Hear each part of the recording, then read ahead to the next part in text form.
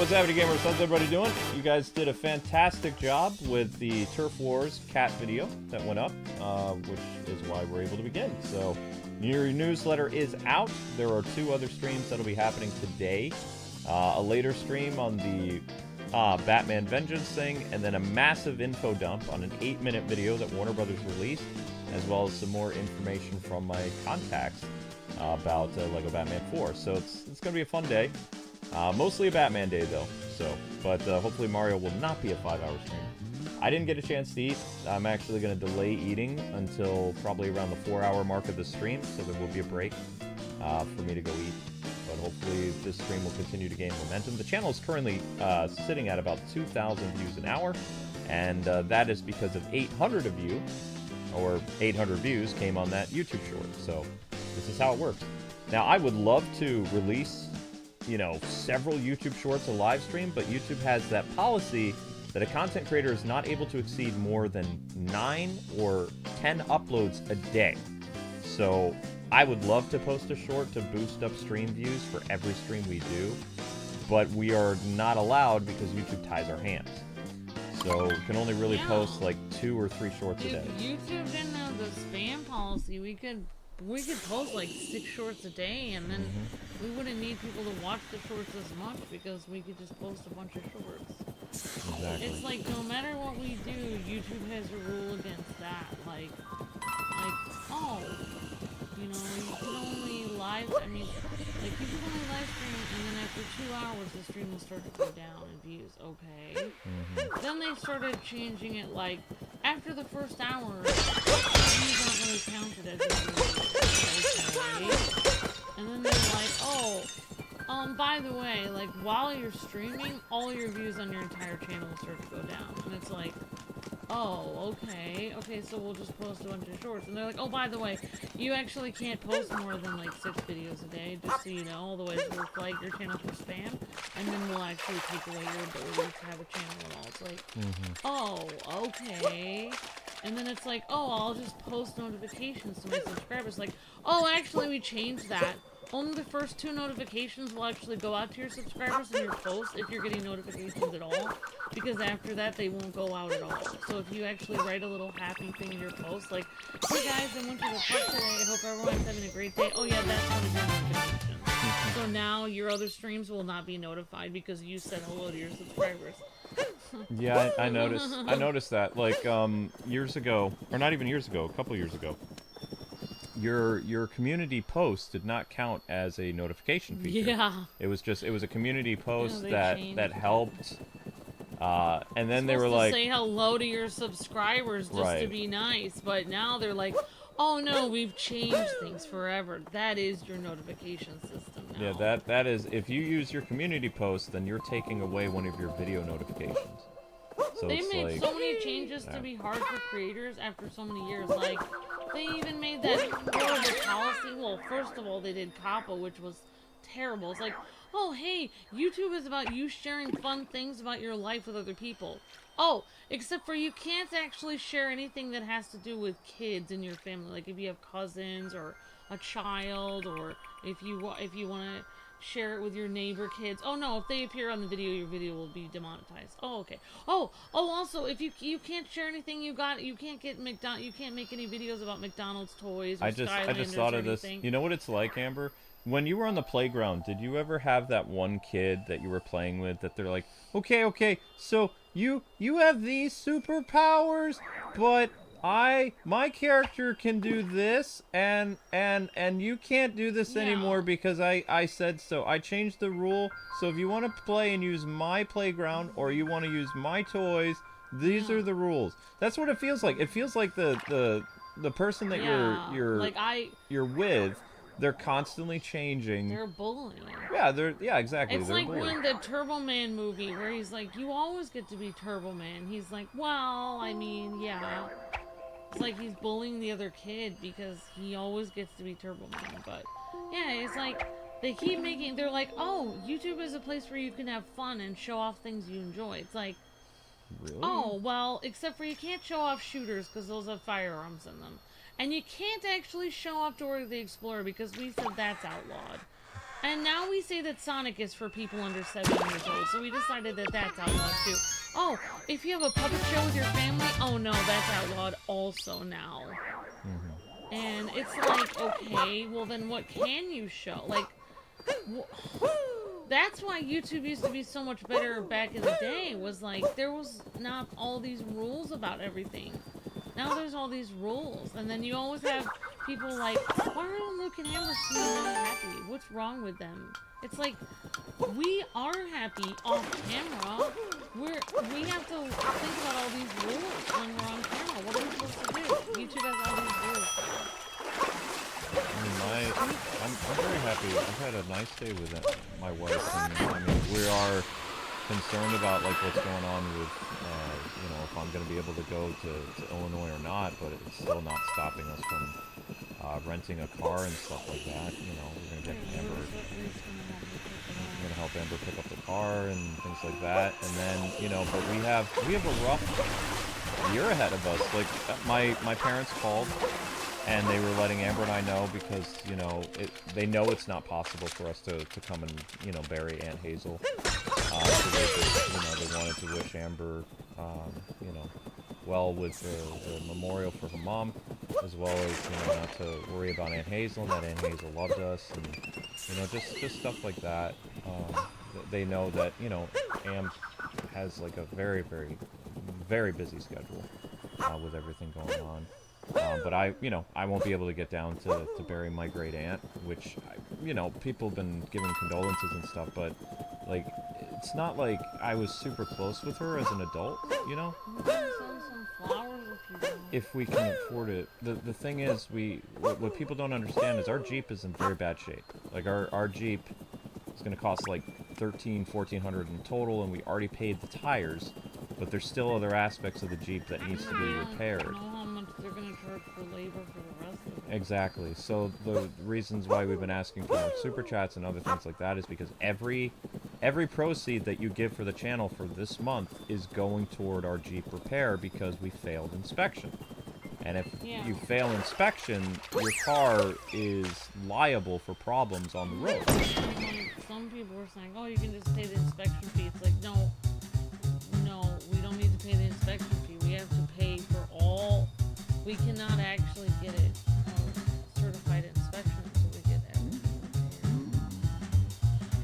I was explaining that to somebody the other night. They're like, what's going on with this? It's like, well, it's like, if your car fails inspection, for one, the reason why we have to rent a car for Amber to drive to Illinois is because it's actually less money to rent a car bingo than it is to pay for all of the repairs. It's gonna take us probably months to be able to afford all that. I've actually been doing the numbers in my head. In order for us to repair the Jeep and get it like totally, you know, roadworthy and like acceptable to the state of Pennsylvania, probably won't be until near Halloween or the beginning of November that everything will be done. And that's going to be a costly thing. And also, we weren't able to pay. We were almost 2 months ahead of our rent. Now we're not going to be 2 months ahead of our rent. We're almost back to exactly where we were. I'm going to give them like half rent. I'm going to try so that at least, you know, Amber and I don't, because we don't know what goes on with YouTube anymore. You know, we had a massive scare with our employer withholding payment for 2 months. If you think of other things that YouTube has done to the creators, we used to have an ability to contact our subscribers like through messages. I remember that. Like if they won a contest, we could just easily message them and be like, you won, here's the code. Now things are so much harder. They have deleted the ability to message subscribers. So it's so hard to get, like if we have an ultimate stream, if we have a member that, you know, we lost track of that was sick or something, we don't know how to get a hold of them, we can't actually talk to them at all. We can't message anyone. We have to figure out, do they have an Instagram? Do they have a Facebook? We can't figure out how to get a hold of them. Yep. So it makes it harder for YouTubers to do contests. And then YouTube started to do this thing where they said, oh, well, actually, we're going to actually, you know, I thought they did this thing where they would flag your video if you tried to do a contest now because they believed that so many YouTubers were. I heard about that. I haven't. I actually had doing fake contests where they would never give the prize away.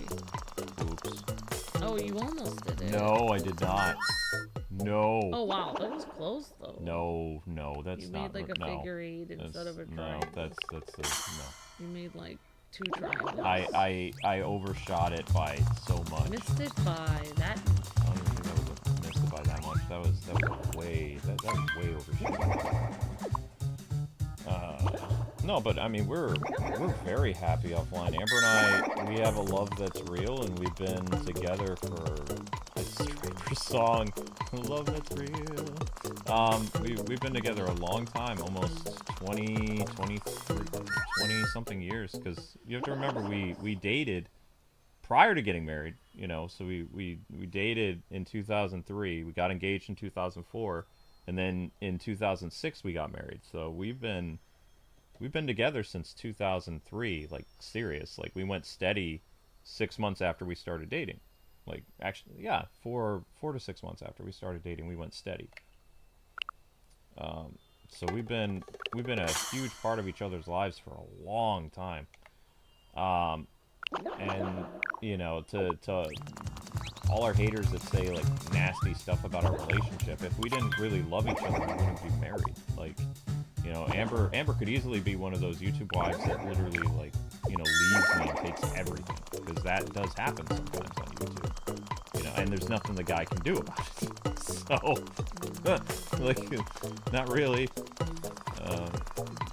I don't think that did any better. Oh no! Oh wow, that was way closer though.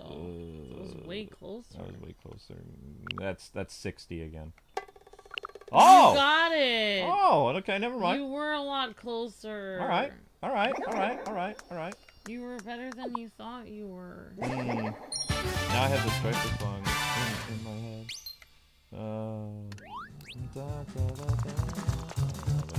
I think that's all from Honestly, too, I think. Oh, wait, no.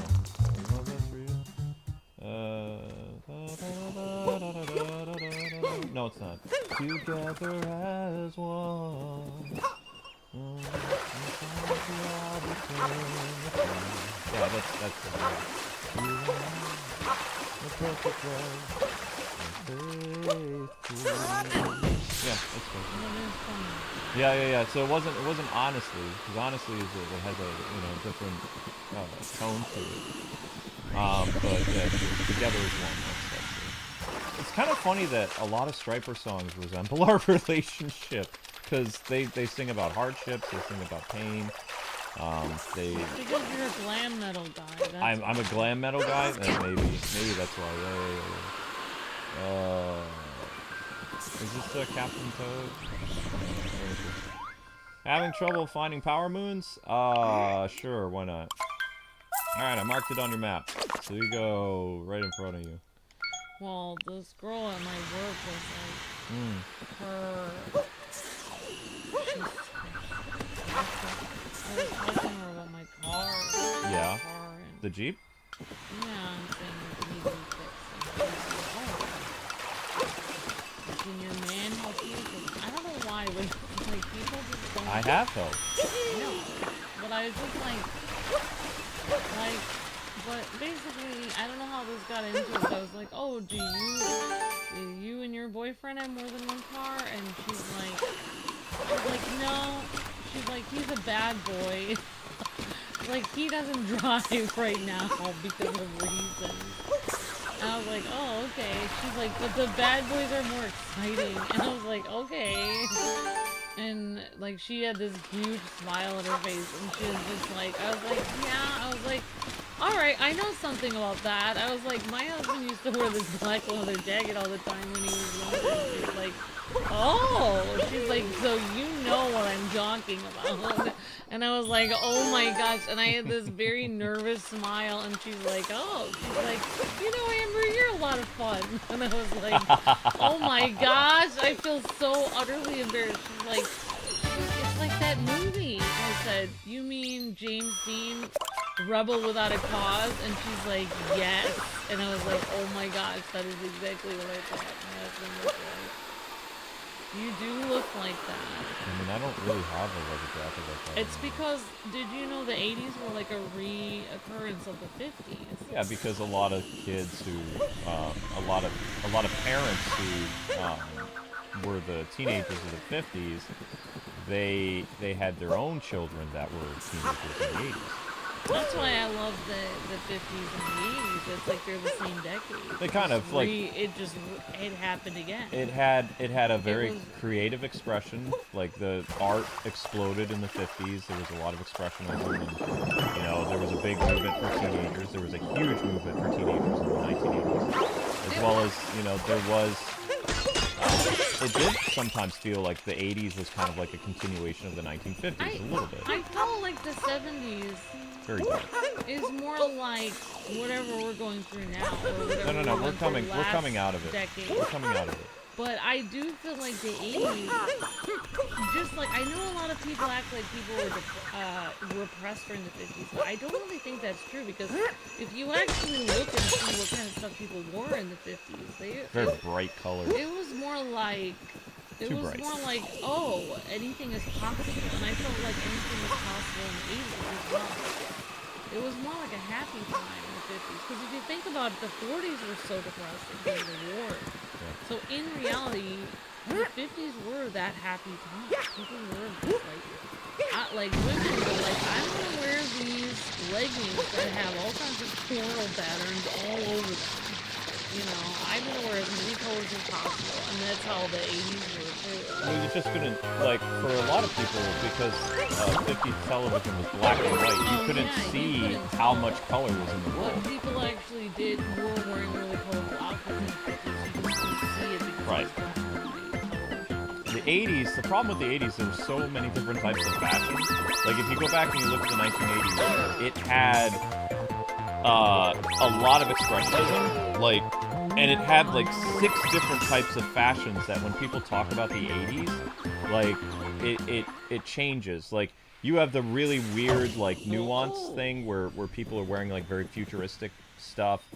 And then in the early 80s, like 1980 through like 1984, people are still kind of like wearing a similar look to like the late, like, you know, 70s, like 78, 79, except without the bell bottoms.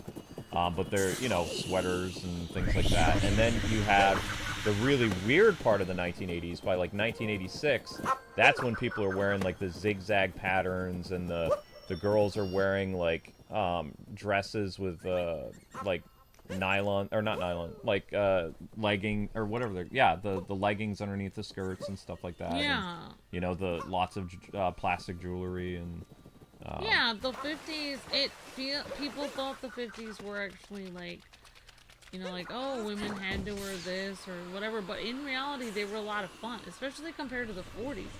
40s people wore a lot of brown. Yes. Because it was the war. Well, they didn't have all the materials. What people don't understand, during World War II, whatever materials that people had in America, which they don't really talk about this a lot when you go to school, but like so many people outside of the people that were actually fighting in the war, there was things happening to like women and children that stayed in the country that they had to go through, and they had to tighten the belt, and you know, certain things weren't available, like leather and plastic and all kinds of stuff. They had to use every material for weapons and for planes and for parachutes. Like, the nylon fabric, I think they had to use it for parachutes or for some kind of thing for the war. I believe it was parachutes. So that's why women would just draw the line on the back, because back in the day, nylons used to have a seam in them that looked like a line on the back of your leg. And women always, like, would wear nylons because it was just more respectable. Like, even today, the royal family, all the women in that royal family always wear nylons. It's a rule. When you mean royal family, you mean England. I mean, I'm talking about England. Yeah, I don't know what other we don't have a king. Yeah, we don't have a king here, but... We are a republic. But in England, the only royal family that I know of. Of course, there's other royal... I think there's a royal family in Spain and some other places. I just don't know very much about them, but... Yeah, but I meant the English royal family. The standard they have for dress is kind of the standard I feel like it was in the 50s for everyone. where everyone wore nylon. It was more respectable because it was like scandalous to show your bare leg. So it was like, oh, okay. So women would always wear nylons, but then in the 50s they couldn't because there wasn't any fabric. Well, the 50s was the 50s was after World War II. Or I mean I 1940s. meant in the 40s they couldn't. Yeah, so they would just draw the once line. once America entered the war is when like everybody had to tighten the belt. Yeah, and also food was rationed. Like I've watched a lot of videos where basically they talked about what they ate, and they would eat like scalloped potatoes and green beans, and maybe they'd have meat like 2 or 3 times a week. Gravy bread! It would not be every day. You would not have a roast beef every day. No, they didn't have roast beef. They had gravy bread. Yeah, you would not have a meat every I was single trying to day. explain that to you. It's like, why do you like gravy bread? It's because gravy bread is a meal that was served in American households, especially in the East Coast, during World War II and the Great Depression. And my grandpa really liked gravy bread. There's nothing wrong with Everything it. was rationed out. And you couldn't even buy, like, it's just like we're in the pandemic where they were starting to ration stuff. Where they said you could only have 1 roll of toilet paper per household. You didn't follow that ordinance. Well, I got that before the ordinance happened because I knew the ordinances were coming. Yeah, Amber and I were smart. Before the pandemic was actually officially announced, I got a 48 roll of toilet paper. in December, because Amber and I were watching with great interest like what was going on in Asia and other things, and we're like, this thing is going to hit America, and we both knew it was, like, because like people are traveling, and you know, people are calling it like the Asian thing, but it's like we were watching Korea and Japan and China with great interest, so we're like, okay, we're going to go shopping. So what we did is, as early as December of 2019, it was like 3 months before the United States actually declared that the pandemic was happening in, March or something like that. We went to the grocery store and we stocked up because we could afford it. So we got like toilet paper, paper towels. We got disinfectant like wipes. We didn't get masks yet because we didn't think it was going to go that far. But we got like bottled water. And we had all that stuff was stored upstairs in the office because we don't actually stream upstairs. We stream. We wish we could. We wish we could. We stream down here. So the office, like for several months, was filled with toilet paper and paper towels and bottled water, and I think we had bandages and we had some other stuff. Yeah, we got everything we thought would be hard to get. Yeah, so when there was a rush on the market, like for people to buy stuff, it didn't impact us because we had already taken care of most of our shopping. And then once the spring hit, or not the spring, it was near the summer, we were starting to run out of our rations. We were getting worried. We're like, okay, we're running out of toilet paper and all this other stuff because you can't even order that on Amazon. Yeah, that's right. They didn't even have it available. I think the first time Amber went really grocery shopping was sometime in I don't remember. Like the first time you went out. I'm not. Was a very surreal experience for you because there was no one there. Oh right, yeah, it was scary. Yeah, the first time I went out and I had to get stuff. Well, one of the things is Luke doesn't like buying food online. No. So, and we couldn't really afford Grubhub or all that stuff. No. We couldn't afford that, and also Luke didn't like people just randomly touching his food, because how did he know they weren't sick? And I felt the same way. So I wanted to get my food myself, and I went out, and I remember being afraid. Like, I thought I was going to die because when I went to the store, like, I was in the store, like, first of all, I was on the road. Well, what's weird is, like, the pandemic hit our town very hard because there was a person from Philadelphia that basically infected an entire gas station. Yes, one of our only gas stations in town. And yeah, I remember that. That gas station completely is demolished to this day. The whole thing was torn down. Yep. Because it was infected. Like, no one knew what was happening, so they had to, you know, go in there and spray the walls and everything like that. No one had any idea how the thing was spreading, so it was just terrifying. But because of that, like, our town that we're in got hit extremely hard because people from Philadelphia came here and infected everybody. Yep. And so it was terrifying. When I went on the road, there was not a single person on the road. I was just like, oh my gosh, am I supposed to be out here? Like, nobody was on the road. And then when I went into this grocery store, there was maybe 3 employees in the entire huge grocery store, and they were just silently staying away from everyone, stocking shelves, and just staying, no one talked. And I maybe saw 1 person in the entire huge grocery store shopping besides me, and they did not get anywhere near me. And that was, well, I really thought I was gonna die coming back, because I thought, oh my gosh, like, why did I come out here? Like, nobody is out. Like, I'm going to die. And now, because I felt like I was gonna get infected, because the thing was, like, you know, our town was hugely infected by it because of the people traveling from Philadelphia. But I didn't realize this, but even in my cooking class, that I was taking cooking classes and, you know, around here, there were several instructors that commuted from Philadelphia. Mm-hmm. So literally, like, people commute all over the place in Pennsylvania. Even my uncle who lives in Pennsylvania commutes to New York City every day. Yep. So people in Pennsylvania are very connected to New Jersey, New York, Philadelphia. Yep. So, like, you can't say like, oh, I live out in Amish country, so I'm not going to be affected. It's like, yes, you are, because people are commuting. So yeah, why? The question was, why were we talking about the World War II? I was talking about Luke's 50s jacket, which was an 80s jacket, but for me it was a 50s jacket because I love 50s culture. Amber's ADD, or my ADD is rubbing off on Amber. I grew up on 50s black and white movies, like Rebel Without a Cause, Elvis, all this stuff. So when Luke was sitting here wearing his black leather jacket, which looks super 80s, for me, that was like an iconic 50s look, and I was smitten. Somebody said Luke was a bad boy, says Brick Asylum. In a way, I mean, like, he didn't do any, like, he didn't beat people up or anything. Only in self-defense. Only in self-defense, but yeah, I mean, Luke definitely has an edge to him. I mean, he takes martial arts, he would wear his black leather jacket.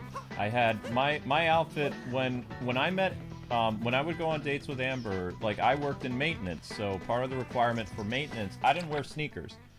So I had steel-toe black boots. So when Amber and I would go on dates, I didn't have very many clothes. I was the son of a pastor's kid. So I wore mostly like purple, either polos or like purple, like dark purple, like t-shirt, black leather jacket, black jeans, black toed boots, like steel-toed boots for work. And I had my hair slicked back. Like, I used to use Vaseline products, and I would slick my hair back. He looked like James Dean or Elvis, or and any like 50s or 80s iconic for whatever movie reason, star for whatever reason back then, there was a trend of people wearing giant sunglasses. Yes. So I used to have Cyclops visor sunglasses. I basically looked like James Masterson. Like the dude who played Cyclops in the 2000s. Like I kind of dressed like he did. Luke looked very cool. Except I didn't have a Honestly, Luke looked like a movie star everywhere he went. He looked like he was a celebrity before he was a celebrity. He looked very, like, when you looked at him, you were like, huh, this guy must be somebody. I stood out because I wore a lot of East Coast related stuff, because that's how people in New York City would dress. They would, you know. Yeah, I mean, even when you see, and even when I watch What Not to Wear and stuff, they would talk about a lot of people from New York, their entire closet was black. Yeah, so that was easiest to wear. Yeah, it's easiest to wear to work and stuff. So, like, I stood out like a sore thumb in Amber's, like, you know, place of Illinois, because they, you know, it was very They wore a lot of plaid. They wore a lot of a very farmer. It was a farmer town, Yes. so they dressed like. Oh yeah, a farmer. lot of Yeah. overalls. A lot of overalls. I had overalls. So here you'd have this guy, 6'4", walking around town with his girlfriend, and she'd be wearing. Amber used to wear cute sundresses sometimes. Yeah. So we'd be walking hand in hand, and Amber's 5'2". She had these cute like little pumps, like sandal pumps, I think is what they were called. I don't remember. It made her feet look really cute, and so because she didn't have that many like heels or like sandals. No, I didn't. I mainly had just a pair of tan heels and different. Yeah. So it was like for dates, she would wear these cute like what was known as like sandal heels, but they weren't really heels. They They're were like pumps. Wedges. That's it. Yeah. So she'd be walking around in her cute little sundress, and we would just, because town wasn't very big at all. Like, we would mostly go to Rockford, or sometimes we would go to Chicago to date and stuff like that. But we'd walk around town. There was an ice cream store. There was a library. There was a movie theater. So we would walk hand in hand. And people would see this tall guy with this very short girl. And I stood out, like, compared to the people of the town, I stood out tremendously because, like, I was tall. My fashion sense was very different than the farmer's town. And yeah, people thought I was a troublemaker a little bit because they'd see this guy, black leather jacket, black jeans, dark t-shirt, sunglasses. I thought you looked like Elvis. I thought you looked really cute. Yeah, Amber didn't have a problem with how I dressed, so... I liked it. That was like my ideal like way a guy should dress. I loved it. I like that. Well, I have two looks for a guy. I like black leather jacket, black sunglasses. You know that. I love that. Slick back hair. I love that. And the other look I like for guys is t-shirt, jeans, and a cool like baseball cap with tennis shoes. I love that. That's why I like how Terry dresses, because that's my second ideal. And Luke sometimes dresses like that as well. He likes a baseball cap and the tennis shoes. Yeah. Oh wow. Jotaro was saying, yeah, staining your legs with tea bags to look like you're wearing stockings. War rationing didn't end in the UK until the mid-50s, says Jotaro. Yeah, I know. Well, I mean, I don't know, but I can imagine because it was a lot more felt there. Obviously, it affected the UK a lot more. Yeah, I think there were people that was a little concerned about me. Like, there were a lot of church ladies like used to talk to Amber like how they didn't think it was a good idea. Well, because I don't know why, but people always like judged you based on how you dressed, especially in small towns. Seeing as we got some time to kill, let's talk about some useful skills. I'm not talking about useful skills. Use your momentum, John. Oh, there it is.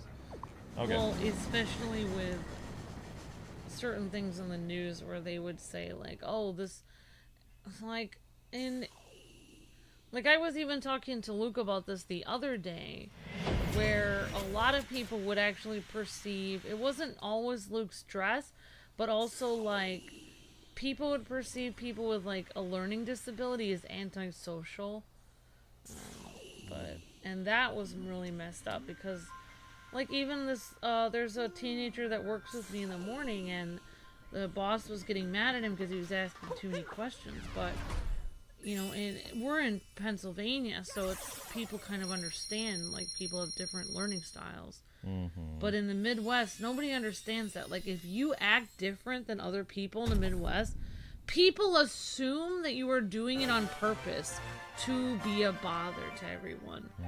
Everyone in the Midwest they are not understanding of people that are different. That is how the Midwest is. Everyone has to fit in. And if you don't fit in, you have to explain why you're not fitting in. That's basically the Midwest. That's why the Midwest is so difficult to live in. That's why, like, when you go to the Midwest, it's like, you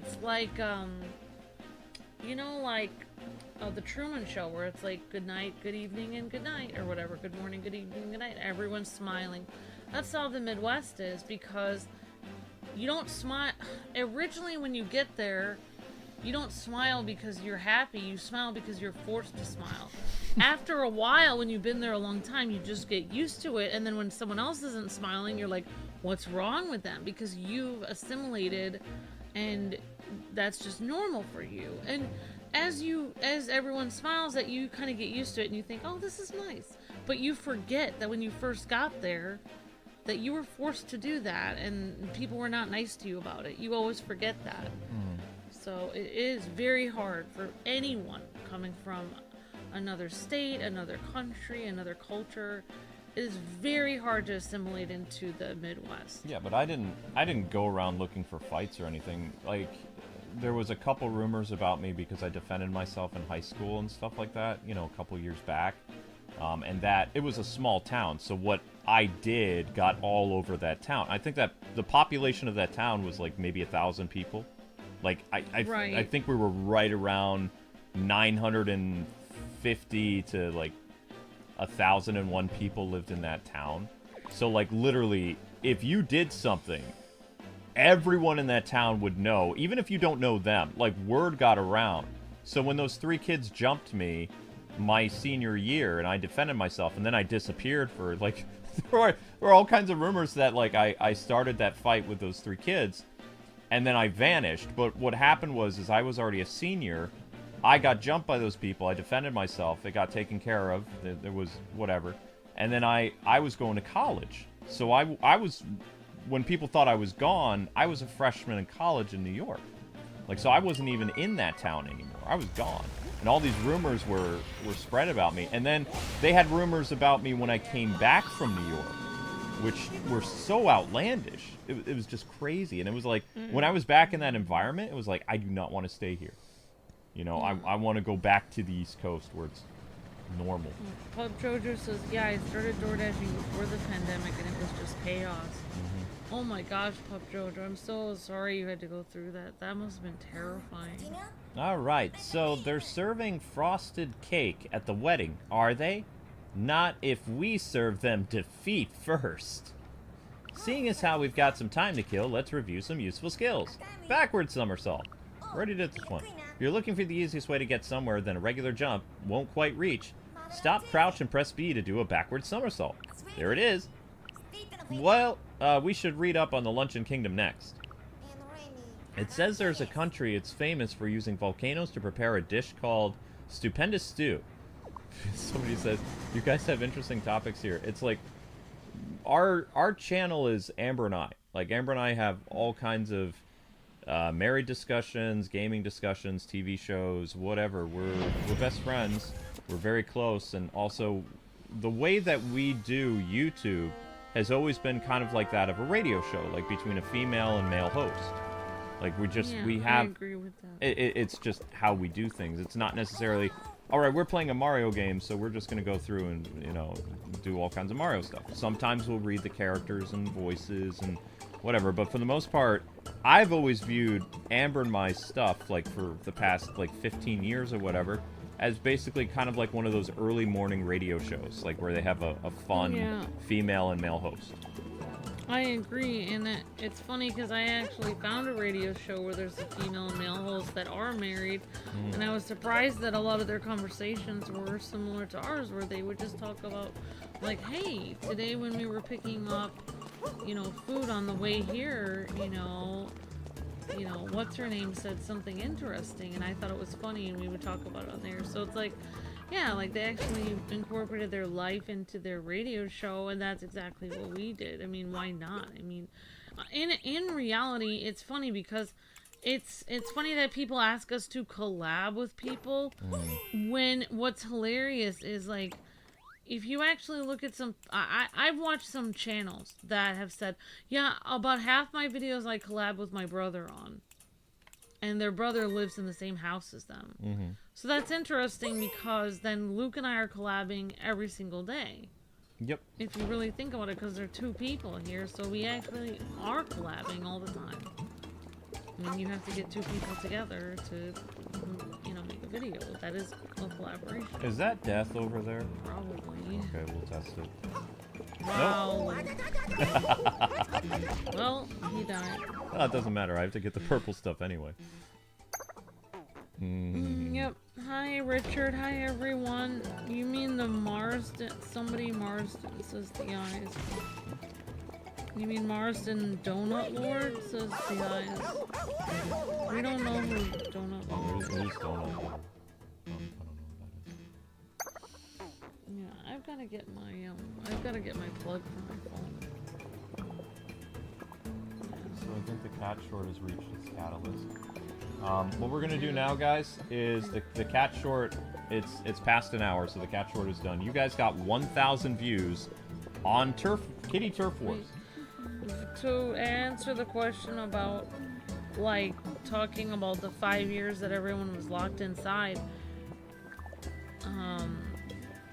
you know, we couldn't talk about it, especially at the beginning, the first couple years, because YouTube had an ordinance in which if you mentioned it, your video was flagged. So, I mean, it's over now. I just saw a guy coming into my store that was wearing a mask and stuff and was all... What? Well, I mean, I don't have a problem with people wearing masks because he was just worried about it.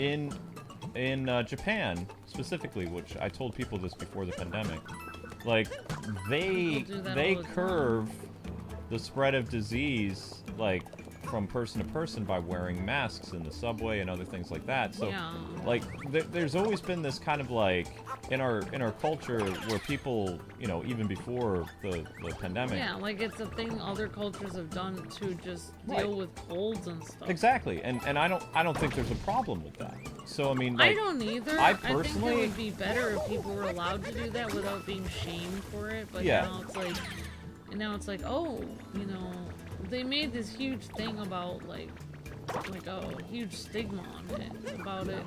When I think, like, if you are worried about catching a disease, I think you should be allowed to wear it. Because when you have the flu, what do they have you do with the doctor? As soon as, if you have the flu, they make you put on the mask. Also, like, some people wear masks on a commute to work, like, in big cities because of pollution. Like, yeah. I think they do that in China. They do that in China and Japan, too, because, like, it's easier that way. But also when they're sick, they do mask up. As early as, like, grade school, I think. Yeah. Oops.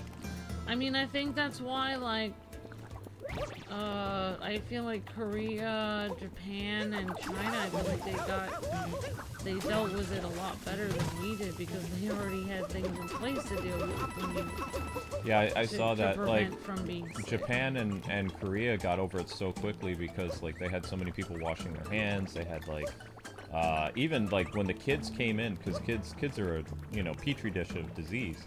No offense, but so yeah, because they touch stuff when all the time. in Korea there was a news article on this, or not, there was an actual video that showed when the kids came into school, there was a station where they would immediately have to wash their hands, and they would have to, you know, take care of that ASAP. Yeah, I mean that's what they told me in medical assisting. 97% of diseases are destroyed by just washing your hands. They even said that in my cooking class. That's why it was important to wash your hands. Like, you know, 90% of viruses are destroyed by washing your hands because you actually, I mean, in my cooking class, they actually told us that because we had to take a sanitation test, that's like a national sanitation thing. Yep. And because you have to know that if you're going to be managing a restaurant or something. It's like, if you wash your hands, even if you have a virus on your hands, even if it's a deadly virus, if you wash your hands with soap and water, that virus will literally go down the drain of the pipe. Because you washed it off of your skin. It's no longer The one on thing you. that I was hoping for after everything that happened, that Americans would learn to wash their hands better. Yeah, like, the fact that it spread so much just shows people don't wash their hands very well. Now, I'm That's a what lot... I honestly think. I have no problem saying this, but I'm a lot like... If you guys have ever seen the show Monk, like, after my car accident, I got weird, okay? So, for 20 plus years after my car accident, I have been very germ conscious. So, like, I have to die again. Why aren't you just trying to get over there? Do you want me to do it? You have to get over there with the Goombas the Goomba girl likes tall Goombas. So you have to show off to her that you're tall. And then she's like, "Oh yeah, he's tall and attractive." So like I've always been like very germ sensitive or whatever. So like I've been washing my hands for years, like to the point of maybe a little bit of obsession, because like I have in our car we have several things of hand sanitizer when we go to conventions. Like we used to have the most important things we would carry on the show floor of a convention was hand sanitizer and bottled water. So, you know, see Ember, she's smitten. She wouldn't be smitten if we weren't tall. Yeah. And then she gives you the moon. And then when she realizes that you're not a Goomba, she bolts. She's like, I'm not interested in short kings. I'm not saying that people don't wash like their hands, but they do it wrong. It's like people aren't very good at washing their hands all the time and always being sanitized. No. They had a whole statistic. They literally like during early on, they were announcing that most Americans did not wash their hands for every meal. Oh right, yeah, that is true. That's what I'm. That is true. I think that a lot of Americans wash their hands after they go to the bathroom. But I do think that most Americans do not wash their hands before they eat. No, they had a whole statistic of it. They don't, which is important because if you don't wash your hands before you eat, you know, you could have, like, say you do it, say you're a cashier and you're handling money, and then you eat. Like, you have no idea what germs were on that money. Yeah, there's so much germs on money. Like, you have a 10-minute break and you eat, you know, a bag of chips. You're touching each chip with your hand. You didn't have time to wash your hands. You're putting all the germs you had on that money on your hand. Like, that's the kind of thing I'm talking about. I'm not saying that Americans don't wash their hands when they go to the bathroom. Yeah, that's not what people are saying. I'm saying they don't wash their hands for other things. Like, they touch the door of a public facility. You should use hand sanitizer. As soon as you touch your hands on a door, there's been hundreds, depending on where you live, there's hundreds or thousands of people that day that put their grubby, dirty... Again, I'm a germ-conscious person. I'm monk. So, there are all these people that touch this stuff. So, I would have a thing of hand sanitizer. And the light switch. The light switches, yes. Light switches. He stole a whole boatload of places, stupendous stew for boss's wedding chow. But I'm gonna head back up the volcano to finish off the stew after I'm done with you. Oh, it's this bunny guy again. I noticed the other bunny guy is gone. So that was the thing. There was a whole consensus, even before the pandemic, that they were doing, I think it was a 60 Minutes thing. They were explaining how most Americans only wash their hands a couple times a day. So what I do is, as soon as I get up in the morning, I know it's weird, but when I get up in the morning and I use the restroom, I wash my hands before I have breakfast. Mm-hmm. When I've been playing video games, like for my job, and touching the computer, before I eat dinner, I wash my hands. Mm-hmm. When I leave and I come back and I've been out and about, before I do anything, the first thing that I do, and I've done this for 20 years, as soon as I come back from wherever Amber and I have been, whether it was a convention or we went to the grocery store, we went to the movie, I wash my hands before I eat. Before I put my dirty, grubby little hands against my mouth, no matter where I was, I wash my hands. And it's second nature to me. I don't even think about it. Like, I probably, every day, I probably wash my hands 10 or 15 times a day. A lot of people don't. Like, a lot of people go on their break at work, and they just go from their station at their job, and they eat, and then they go right back to work. Mm-hmm. So there's no... Because people don't have a lot of time. Like, yeah, of course. But, yeah, it's like... But, I mean, I forget... I don't... Luke is trying to work on me on that. I mean, you know, washing my hands when I get home. You make sure that I'm with you. Like when we sit down to eat, we wash our hands. Yeah. You've been very good about that. Because I would lecture you if you don't. Especially when I'm making food for other people. If I'm making food that I'm going to touch for other people, I wash. Yeah. But I have lectured you in the past about, like, did you wash your hands or something like that? Like, I used to grill Amber about certain things. I think it's like I personally think the reason why Americans don't wash their hands before they eat. It's a time conscientious thing. It's a time, but I think it's also like it's a laid back thing. Well, you don't realize how many germs are on your hands or your fingertips. You're trying to show that, you know, hey, it's not big deal. Like, you know, they don't want to make a big deal out of things. But there's so many diseases that you can, you know, cut off. Yeah. To prevent yourself from getting sick. Right. It doesn't mean that you won't catch the common flu or whatever. It just helps to prevent like a lot of the possibility. Like it cuts a lot of the percentage off. It does work though. Like I hardly ever get sick. Like I have my neuropathy, sure, but I hardly ever get the flu. I hardly ever get bronchitis or any of those like types of things that are very easily picked up like out in public and stuff like that. Yeah. And it's just from me coming home, and after we've been at the theater or we've been grocery shopping or whatever, I just wash my hands. It's that simple. It takes like literally just saying happy birthday in your head, and you're done. No, I'm serious. Yeah. And the thing is, surgeons actually do that too. I know. I have heard that even for medical assisting, they told us the happy birthday song because it gives you the amount of time you're supposed to be putting your hands under the running water with soap. Yeah. Yeah.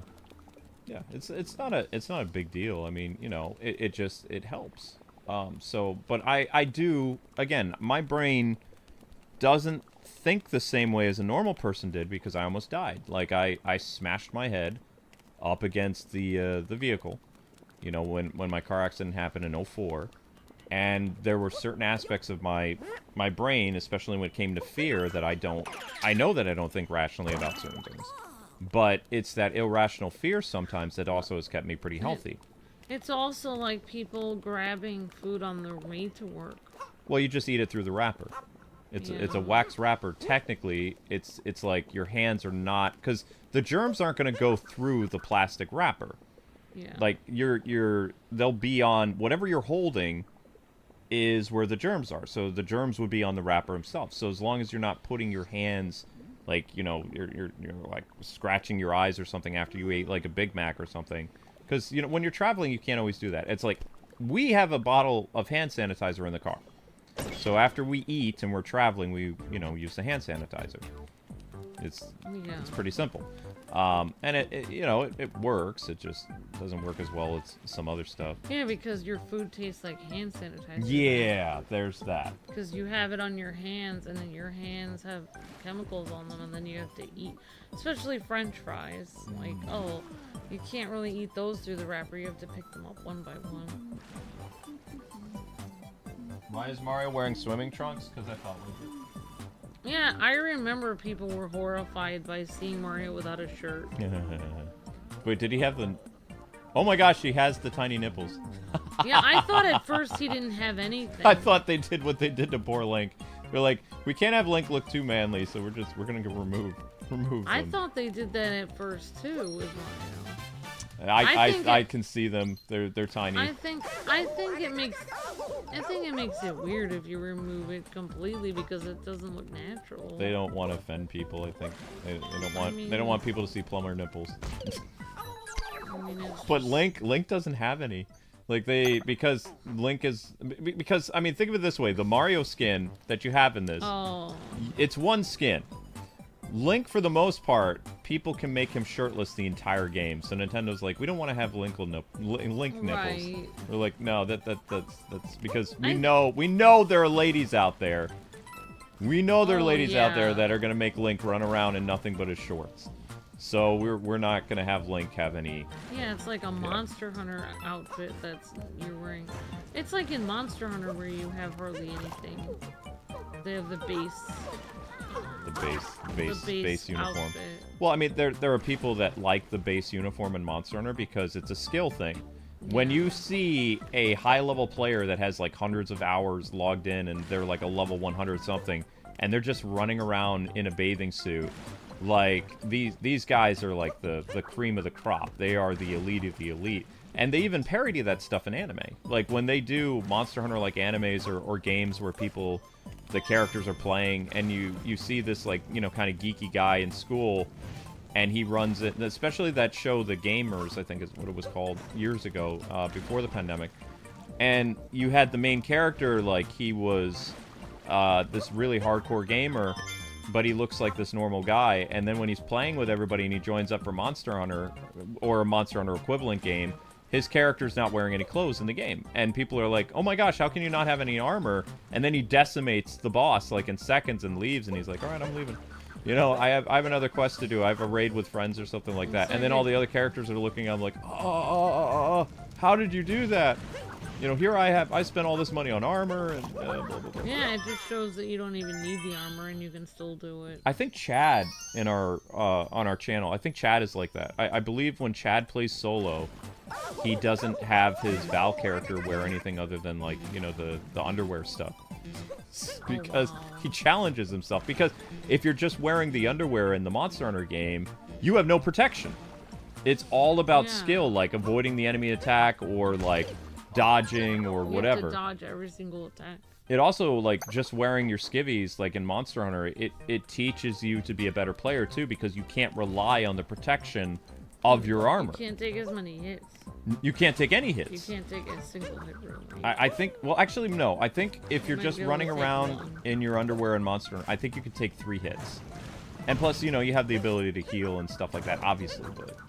Like, if you're just wearing that, then it makes things very difficult. It's like a Nuzlocke or something. It's like you're showing me you can do it even with less. I don't know if you can do it in Dark Souls and Elden Ring, though. I don't know. Considering you're like this ghost monster, you know, like undead person. A ghost. The wearing, you're like a reanimated corpse or something like that. So I don't think they want to have you running around in your boxer shorts because you'd look like you would look like Deadpool.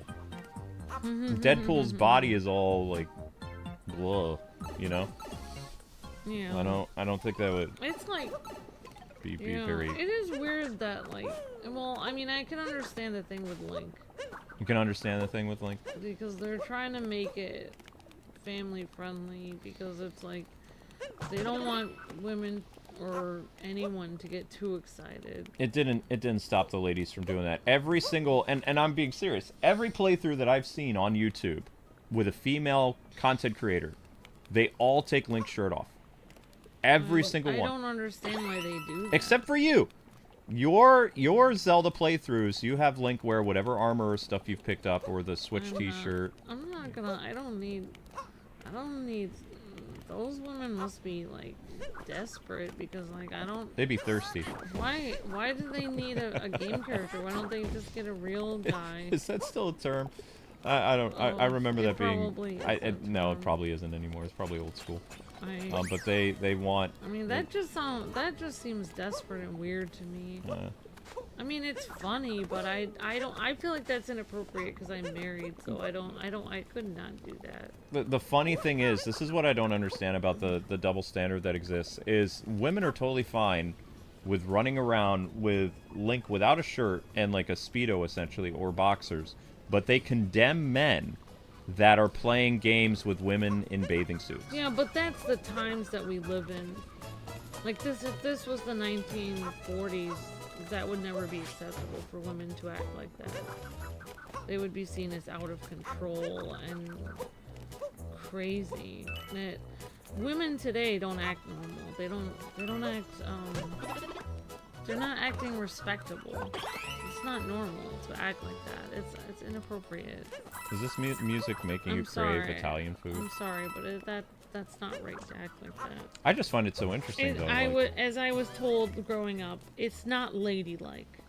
That is not a ladylike attitude. I remember that term. That is not ladylike. You cannot take the shirt off of a character and thirst after this guy that you're playing as a character. That is not ladylike.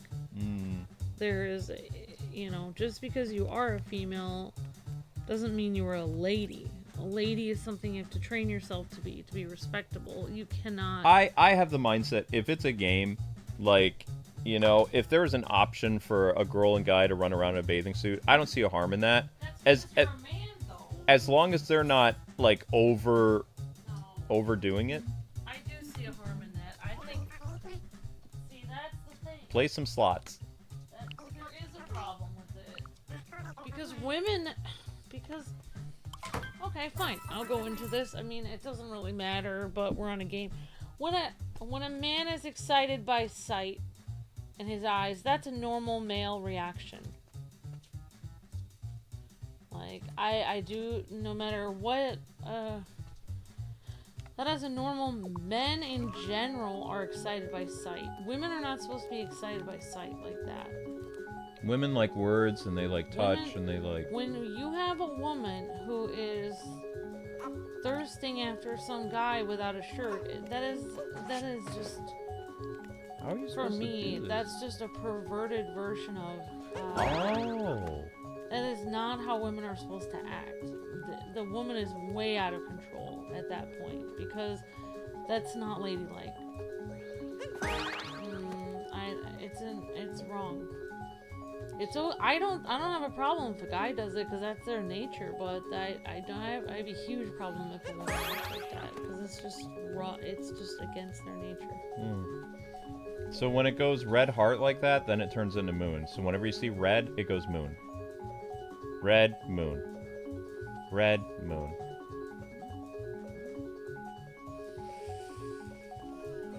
Whoa, one more to go. Now they sped it up though, see? This is where I always choke. Red moon. Red moon. It's like a Sailor Moon character. Red moon power! Even though there's no red moon. Red moon. Red moon! Yeah! There we go! First try! Woo! That's fun. Da da da da da da. Does he still have more to say to us? Way to play! It'll be 10 more coins. Wait, how many times can you do this? And we're out of power moons, okay? No! No, why would I? No. No, there's no reason to play the game if there's no way to collect the moons. That's not something that... So, did you see what happened today, like, with Warner Brothers? What? So, because it's Batman Day, they did an entire mini documentary, like a 10-minute documentary, on Lego Batman 4. And they showed off all this stuff that's happening in the game that was hinted at during Gamescom. Yeah. Do you need this? Do you want me to mute it, or...?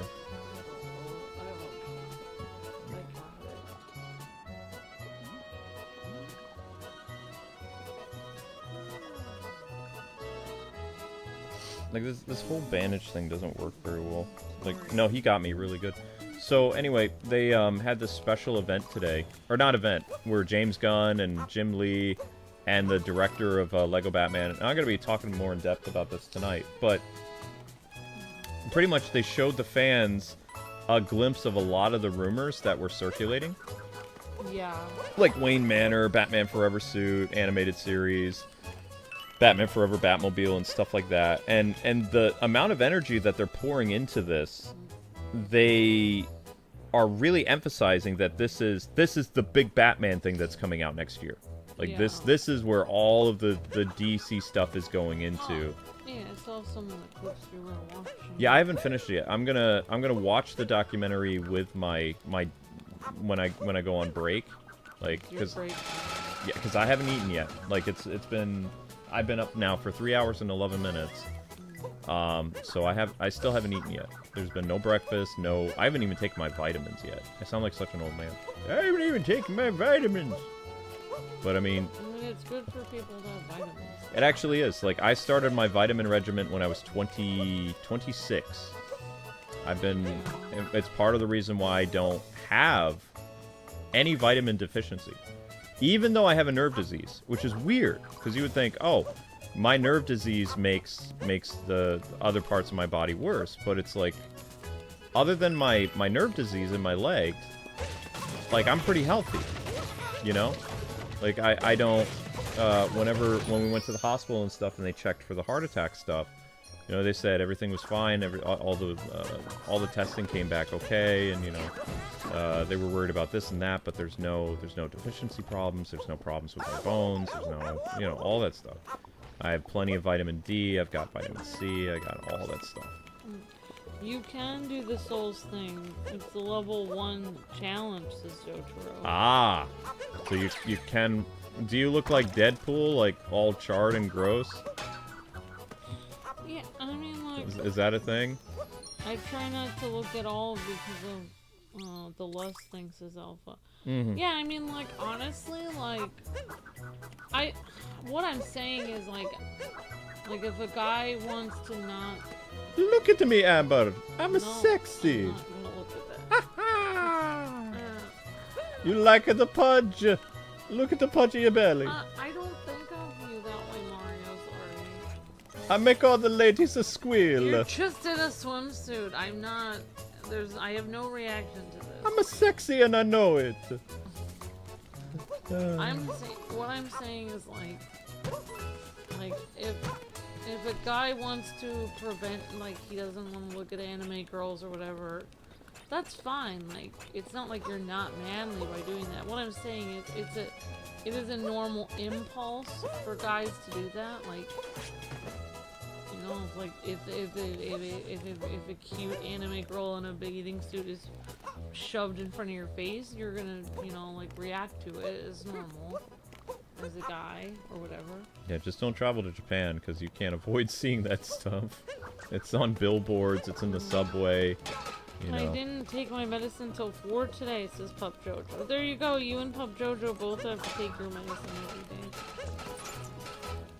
But what I'm saying is, like, it's not normal for women to even do that. Like, it just shows that they're...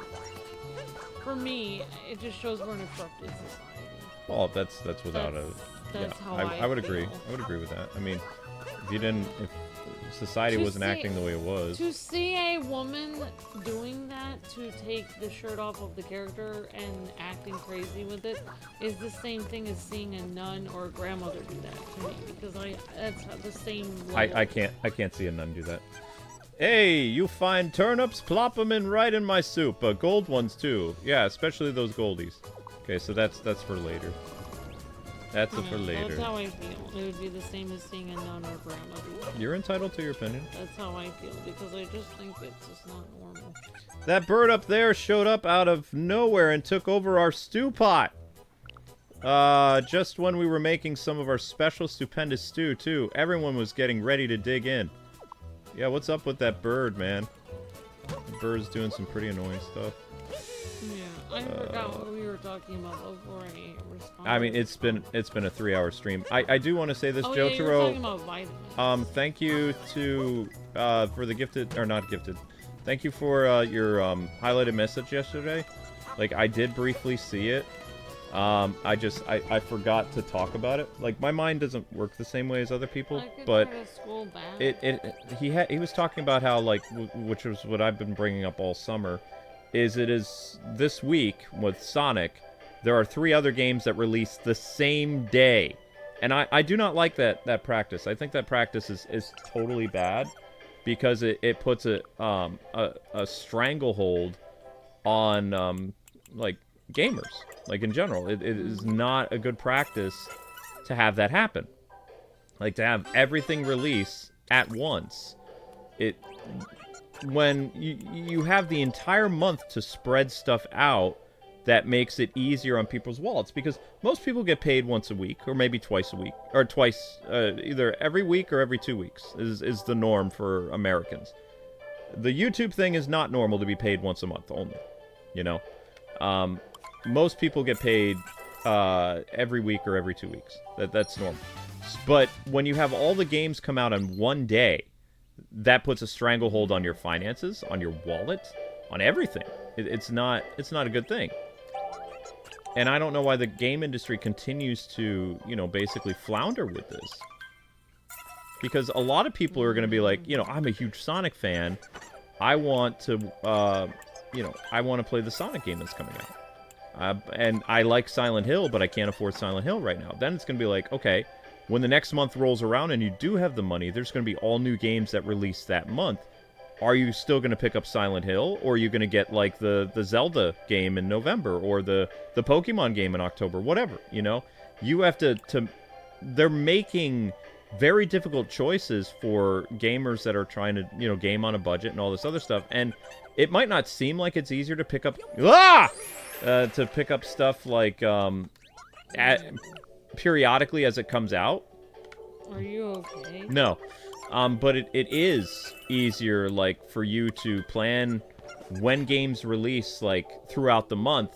Because in your mind, it's like, okay, these games are coming... Like, we have a game that comes out at the beginning of October or whatever. It's like, okay, you plan to get that game at the beginning of October, and then you save until the next game comes out later in October. Instead of buying everything at once, which it does, you know, put kind of a damper on your stuff. Whereas it feels like there's more mental clarity that, okay, I have this game coming out, I have this amount of time that I can spend to play this, and then the next game will come out. That's how I feel about Thanksgiving, Christmas, and New Year's all happening within a month and a half of each other. It's too many things going on at once. They should really space that out. Much better. I don't like how all those holidays are right next to each other. It's very... Somebody needs to change the calendar, because it's not right. Like, they should just get rid of Halloween and put Thanksgiving in October. Have Halloween happen in August. And then Christmas will happen in December, and New Year's should happen in March. No, I don't have a problem with that. I can't deal with all those holidays happening at once. It's very stressful. It's too much money, there's too much pressure. I don't like it. I don't like it, but that's how you feel with the games all happening at one time. Well, I mean, I've heard other gamers talk about this too. They're like, I don't like the fact that, because as an adult, have you seen those memes when people get home from work, they're like, a brand new game came out and I really want to play it, and then it shows the guy, like, sleeping on the couch? Like, he's so exhausted from work, right. He got home at work at 11 o'clock, he just bought and downloaded the game, and he's finally ready to sit down and play it, and then 30 minutes later he falls asleep. And he has to get up for work the next day. So it's a lot easier for, like, gamers' state of mind to be like, okay, I have this amount of time to play this game, and then I can worry about this other game later, and I can enjoy this game now, and I don't have to worry about all this other stuff later, because you will, like an ADD person, you will get distracted when all the new shiny stuff comes out the next month. You won't have time to go back and play, like, the Silent Hill game or, you know, this other stuff, unless you have that time available in your schedule from your job, and most people don't. Yeah. So what they're doing with the game industry right now, it's very wrong, because it's causing people to have more choices than normal, and it's not helping the game industry in general. Like, it's not making it easier for the game industry to thrive, because, you know, now people are making limited choices of what they're doing, whereas before, with the games coming out, like, the beginning of the month and the middle of the month, or, you know, every week on a Tuesday or Friday, it was spreading things out so that other companies would have a chance too. Also, think about it this way. You have a big game like Sonic coming out, and you have all these indie games that are coming out around the same time. How are those indie games going to be able to have any leg room whatsoever? Like what happens at the theater. The Superman movie had legs, right? A little bit. There wasn't really a lot of competition. Right. When the Fantastic Four came out, Superman's legs essentially got cut off. There was no real, you know, big improvement in his box office, because now the box office was shared with another superhero movie, the Fantastic Four. Right. Yeah. In order for things to work out well, they have to have the legs. They have to have the room to breathe, and to circulate, and other things like that. There has to be like a couple months where people can focus on that game. Oh, it was only supposed to be the gold turnip. I ruined the soup. See, this is me not paying attention to stuff. Yeah. Oh, never mind. Didn't matter. I guess I thought he just wanted gold turnips, but I still ended up getting the moon anyway. But that's why, for me, like, when I was a young gamer, like as a college kid or college kid age, games would release every week, and then you would look at your budget, you'd look at how much money you make, how much time you have, you plan your days off, You know, because I didn't have a girlfriend yet.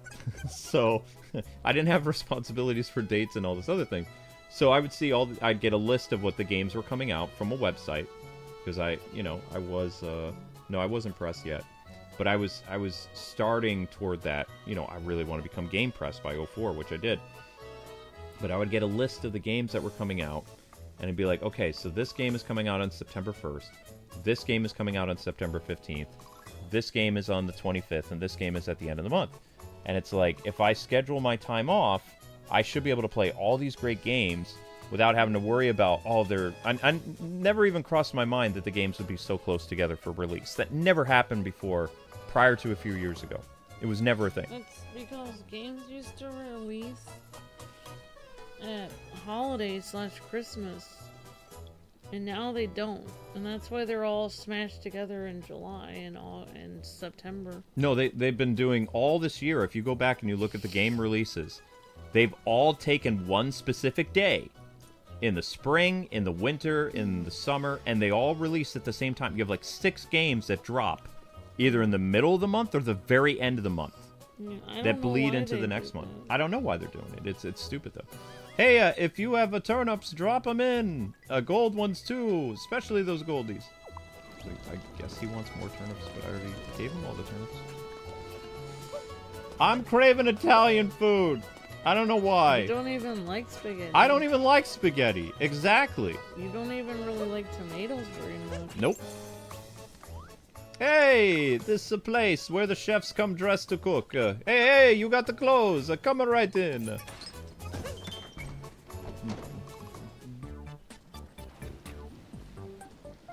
You need to become a what?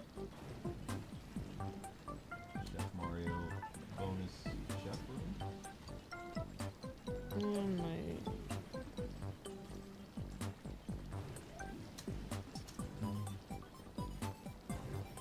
Oh, I need to become a fireball. I was playing the new demo for the new Digimon last night. It says Jotaro. Aside it being for 30 frames per second for no good reason, it's really good. That's cool, Jotaro. We got this pot on a good simmer. Really brings out the flavor. But you know what? Could be even better. A little hotter. If you could get any more lava. Oh, you have to be the flames. So you're gonna have to heat this thing up. So. Oh, it's weird that seeing Halloween and Christmas decorations up at the same time. The eyes. I mean, I haven't seen any Christmas decorations where we. Oh wow, that was easy. But I have seen Halloween decorations. Yeah, there was Halloween decorations as early as August. Like when Amber and I went grocery shopping, they were having Halloween stuff all over the place. Oh yeah, look at Amber, how much that dropped. We were at 1900, like less than 15 minutes ago. It's already at 1200. That is a substantial drop. Substantial. All right, guys and gals, we're gonna need you to run the shorts playlist now. Yeah. There's about 45 of you guys. If 15 of you guys could run the shorts playlist, we can keep the channel stable. Honestly, what I was surprised about seeing with Mario with this game, Yeah. is I feel like this is the first game we saw Mario without his hat. Where he could take his hat off. I thought he had his hat off in Sunshine every once in a while. I don't remember there was a couple games where he could have his hat off honestly, for a while. I don't think it's a huge problem. Like, I think that Mario being in a swimsuit just shows he's a real person. He's Chef Mario. Instead of being a cartoon character where he always has overalls that are literally glued to his body. I feel like it shows that he's a human being, like, and he can wear a swimsuit and go swimming. It shows he's a person. Right. That's what I honestly feel like it shows.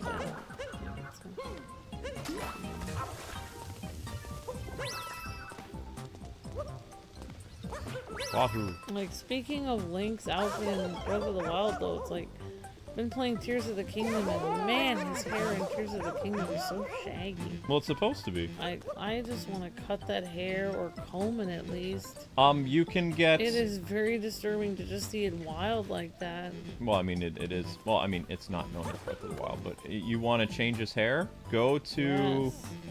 go to his house that was in Hateno. Go down into the well where Zelda has her diary. Search around that room and you will find Link's hair tie, and then you can give him shorter hair. Oh. Yeah, it's an Easter egg from Breath of the Wild. So it's hard for me to just because, you know, with having long hair myself, if my hair was out in the wind and sweaty and all against my neck, that would feel very uncomfortable. It's hard for me to watch Link, like, with the hair that is sweaty plastered against his neck. Like, that would be hard to deal right. with. Like, I feel like he would want to keep his hair up or cut it. No, that makes sense. Yeah, guys and gals, make sure that you run the shorts, okay? Like the we told you guys the short that we released earlier today. It only worked for that amount of time, so the only way to get stuff to work now is to run the shorts playlist, which will cycle through various shorts and create organic views. So that's where we are right now, so we need your help with that. Oh, even. Yeah, thank you guys for watching the shorts. It helps a lot. Thank you, everyone. And welcome everyone coming in. I hope everyone stays going good. Hi, Miss Deanna. Hi, Granddaddy Otaku. Hi, Rudy, the autistic gamer. Hi, Justin. Hi, Tristan. Play Dragon Ball? I have no plans on playing Dragon Ball today or this weekend, but thank you for asking. The last Dragon Ball stream I did took 5 hours and 38 minutes. Today's Batman streams hopefully will... Because I'm going to need to work on a Batman upload for tomorrow. Because, you know, I have people counting on me to... Not many people watch the live stream. Like, I'll get a couple people to watch the live stream, but I might get 4,000 people to watch a news update, you know? Yeah. So I need to... Tonight, I will be up after my stream making a news video based on the new information that we have, so I can inform people, because that's what I like doing. I really enjoy those Batman news videos, and also, I mean, they do okay on the channel. They don't... You enjoy bringing the news directly to you. I miss that. They don't say that anymore. They don't say that anymore. There was a video recently I saw about Nintendo, and they're like, why is Nintendo a faceless company now? It's like... Because they went back to the Yamaguchi thing. We've talked about this before, but the Yamaguchi way of doing things is a very proper Japanese business. The way Iwata did things was not a proper Japanese business. It was like warm and comforting. It was that of, hey, I'm a game developer, and this is what I like. It feels like you could get to know Iwata like he was a real person. Yes, he was. I don't know how to get past this. It was like he didn't mind like sharing his enthusiasm and joy of gaming with people. Like he was sharing the game as a person. You have to land on the fiery tomatoes as the what? As this thing? I'm sorry you have been sick and working so much, Granddaddy Otaku. I will hope and pray you feel better. Oh, shoot.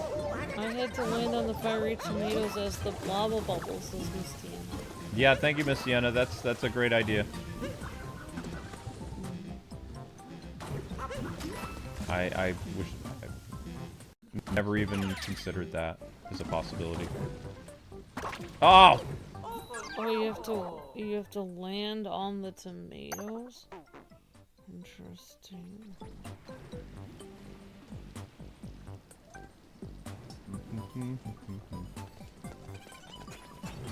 Thanks for the tip, guys. I'll do my best.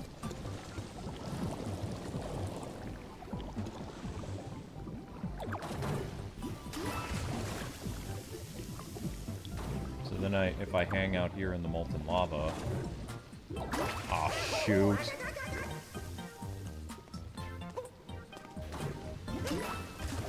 And the only reason I didn't ask for a super chat goal for Mario is because I'm going to run super chat goals for Batman.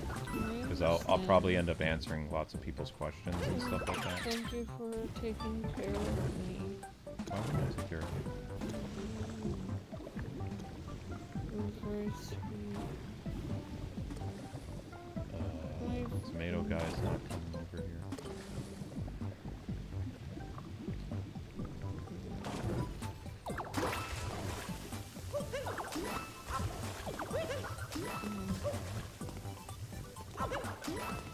So now what we need to do is go back and get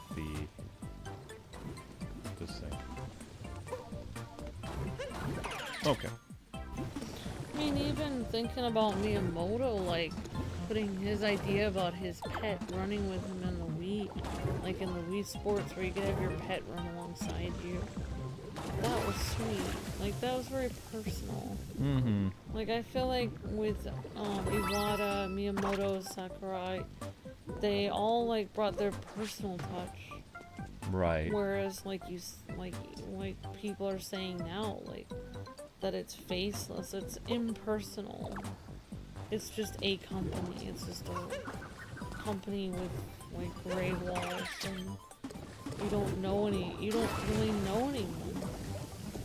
Like, even that guy that took Iwata's place, who does snaps his fingers, he doesn't seem like somebody that is warm and kind. Like, he kind of smiles, but you don't feel like you really know him. Like, I don't really even know his name or anything.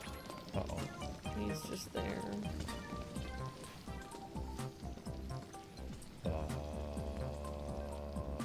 Like, you can't feel the joy that they share with gaming. Like, they're just doing a job.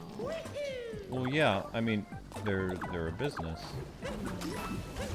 And, you know, Yamaguchi, the way that they did things, which, again, you know, it's whatever.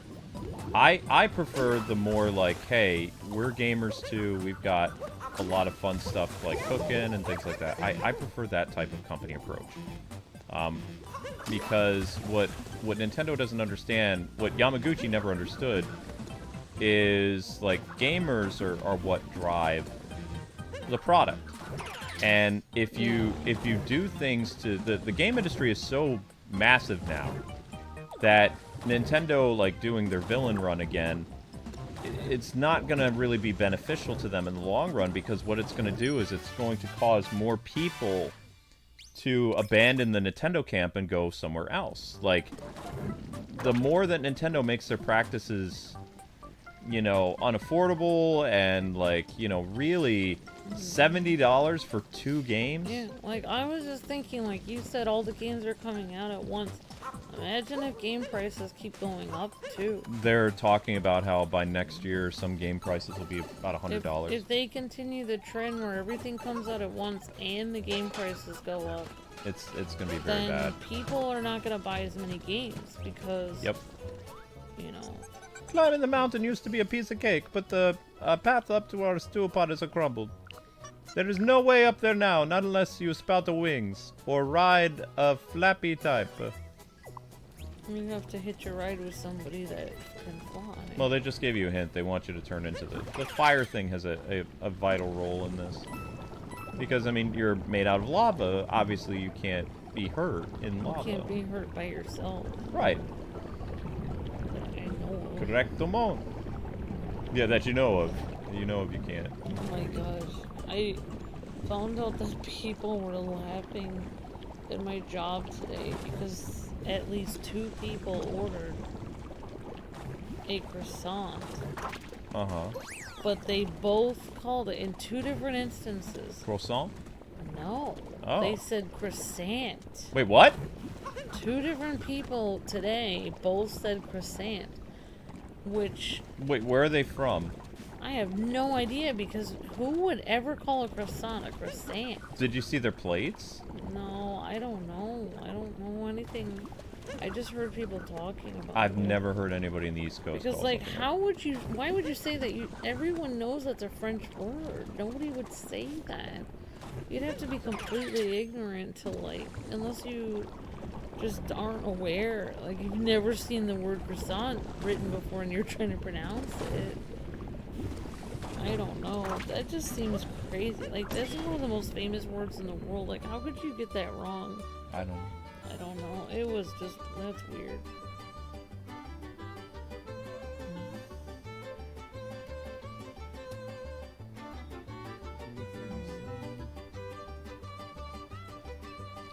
Oh no, people aren't disinterested in the stream.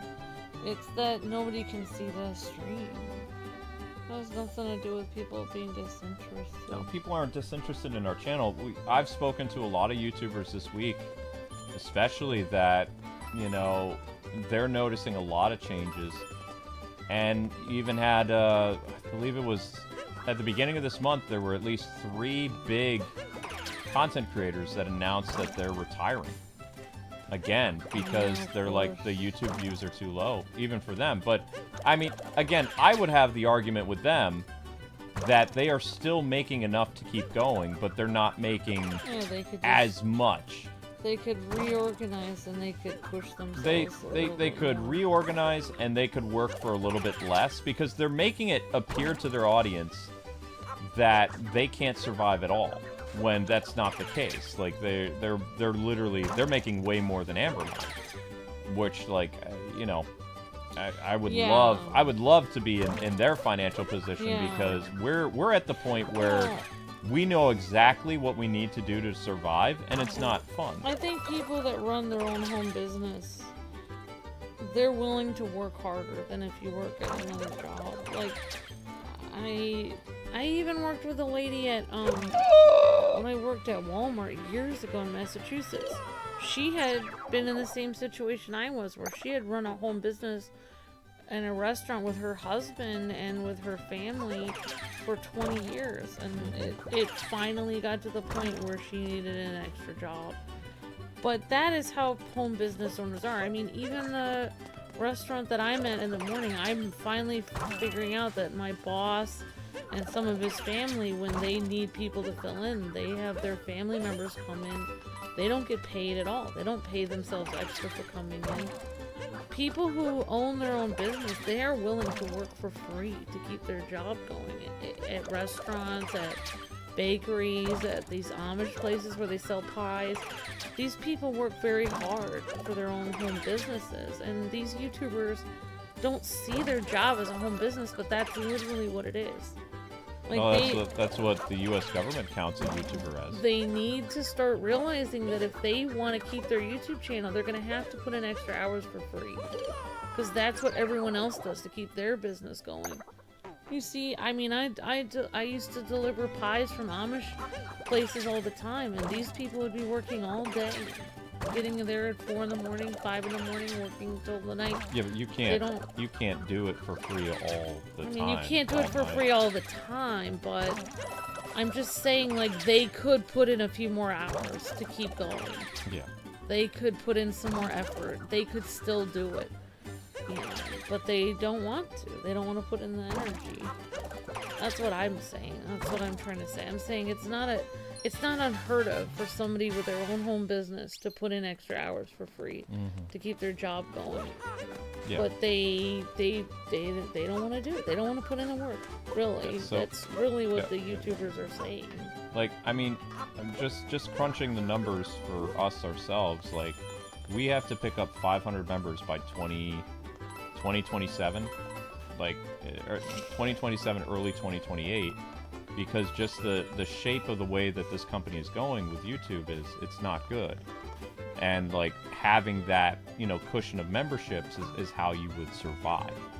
Like, there is no other way with that, unfortunately. Like, it doesn't have... Yeah, like, if you could have 500 members, that's the way to survive. Right. But the other stuff, shoot. I'm gonna die. Nope, I'm gonna make it. I'm gonna make... Nope. Oh, come on. Oh, I'm just not very good at this. Thanks for running the shorts, Miss Deanna, and thanks for helping share the shorts and help share the views. You guys definitely, like... Thank you, Pup Jojo, and see, I love giving praise where it's due, because Amber and I told you guys we were dropping down. Yeah, at the beginning of the stream, Pup Jojo was saying we love helping. Yeah. I really appreciate that. Well, this channel in particular, the only reason it's survived for as long as it has is because of the audience. Like, we are essentially the new PBS. Like, we are the only way that KwingsLetsPlays survives is because of amazing viewers like you. It cannot thrive or even exist without the support of its Viewers. It's theoretically impossible. Brought to you by viewers like you. Yeah, yeah. What was it? The more you know. You were talking about 3 YouTubers quit in the past couple months. No, just this month alone. And one guy, Andre, the black nerd, who we've met on occasion, like with Power Rangers related stuff, because we both worked with Saban.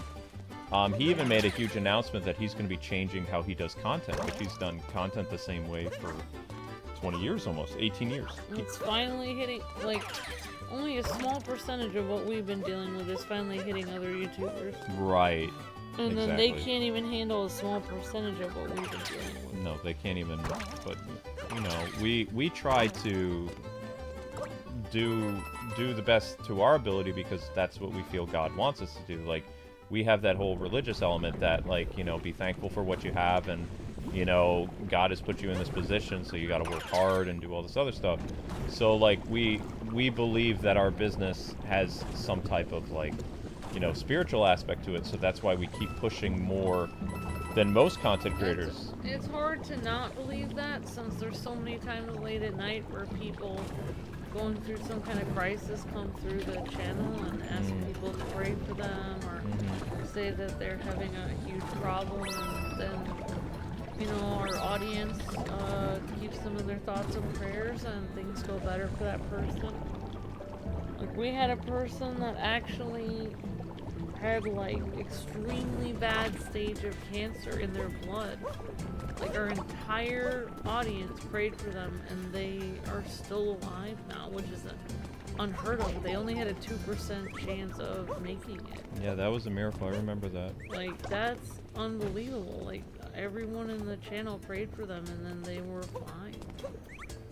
That's why I always ask people, like, please, you know, like, some of our members right now and some of the people on our channel right now, like, are going through medical things, like, and I have asked people, like, you know, even if, you know, you think that you praying doesn't help, I'm telling you it really does. It's so great. So, I mean, the reason why Amber and I stick around, though, is because we feel that God has a purpose for our channel. And even though, because, I mean, a lot of the reasons why YouTubers quit is not to the same extent of where we were. Like, there are people who have quit their channels for less than what has been happening with us for, like, almost 6 years now. Because, you know, it's gonna be 2026 in a couple months, and then it'll be 6 years of being shadow banned. Right now we're in year 5 right now. we're in our 5th year, and every year it gets worse. But the reason why we stick with it is because we have conviction, we have heart, and, you know, we don't make anywhere near what we used to. We believe that, like, well, even from a young age, like, I was always taught, when you go to a job, like, whether you're digging ditches or greeting customers or you're filing paperwork, whatever, like, a lot of people that aren't religious, like, when they do the job, they see themselves as working for the employer or the business. But we, because I am religious, I believe in God, I was always taught from a young age that when you go to a job, you're not actually working for the employer, you're working for God. You're supposed to do your job as if you're working, as if God is your boss. You're supposed to come, like, even if your boss is mean. I've heard that. Even if your boss is a jerk, or you don't get acknowledged for all the work you're doing, or other employees, they're getting away with slacking, you're not. That doesn't matter. You're supposed to do the job as if God is checking on you and he's your boss.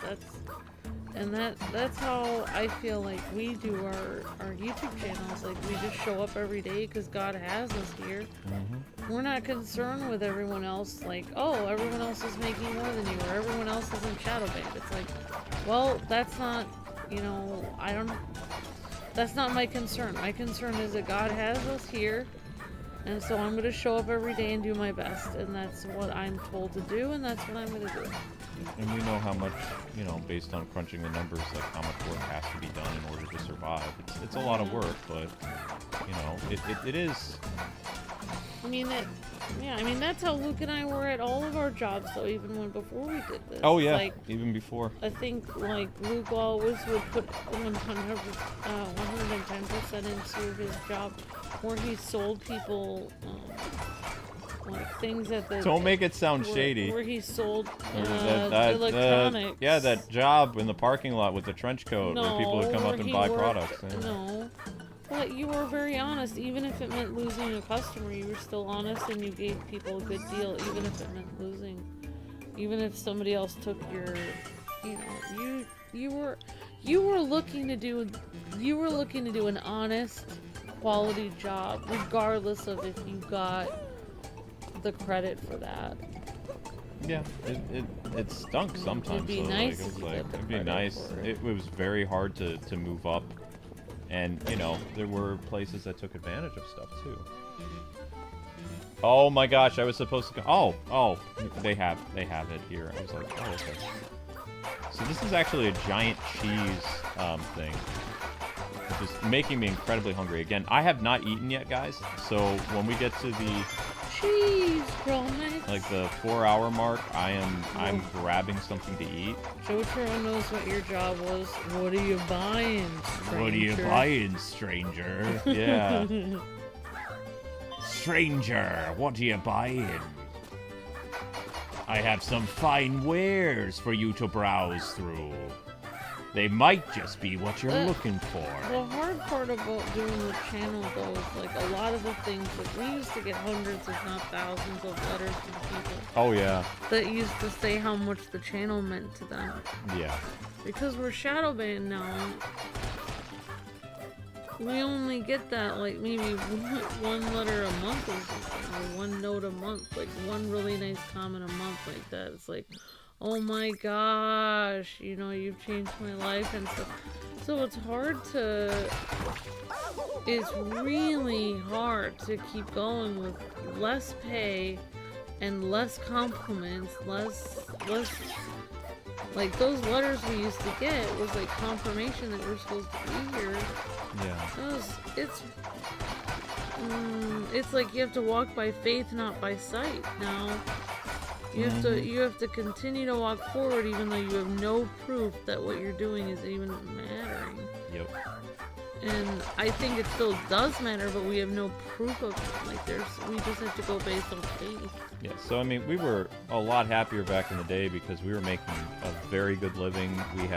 We really thought that we were going to have like our own home, and you know, we were going to have lots of kids. We should have been able to have our own house and but you know, we ended up like encountering a lot of stuff that was out of our control, and it made my faith difficult at times. Yeah, it's like I really think that it's like, I don't know, my personal opinion is I think that God sometimes takes the training wheels off of your life. Like, here's the training wheels, and now you have to do this without the encouragement, without the pay.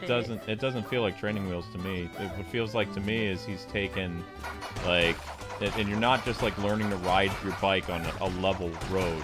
It's like, for me, it feels like the training wheels have been taken off, and you're like right there, barreling down like an incredibly steep mountain, Yeah, and the that's brakes true. don't work very well. Like that's what it feels like to me. Like every day has that like type of yeah, it's vibe like you're to me. barreling down the road and everyone is screaming at you. You are barreling down the road. You're in danger. I'm in danger. And God is telling you, stay on the bike. Stay on the bike anyway. Because you're supposed to be here. And it's like, oh my gosh, Yeah. this is very hard. Yeah. This is hard. It is. Stay on the bike. It is. It's very hard to stay on the bike. But you know, we just. I think that we can keep going until at least like it. With the way it is, like things have to improve. Like just like speaking as a realist, like you have to earn a certain amount in order to stick around in business. Like all jobs you need to earn a certain amount to be able to pay your bills, to do all this other stuff.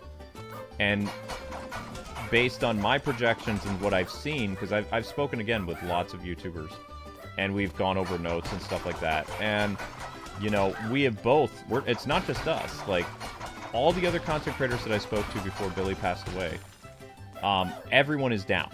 Like, everyone, if they're really looking at the books, like, you know, the books are cooked. Like, every month of every year, every content creator is making less. Yeah, and it's like, how long? I mean, YouTube has to be making more.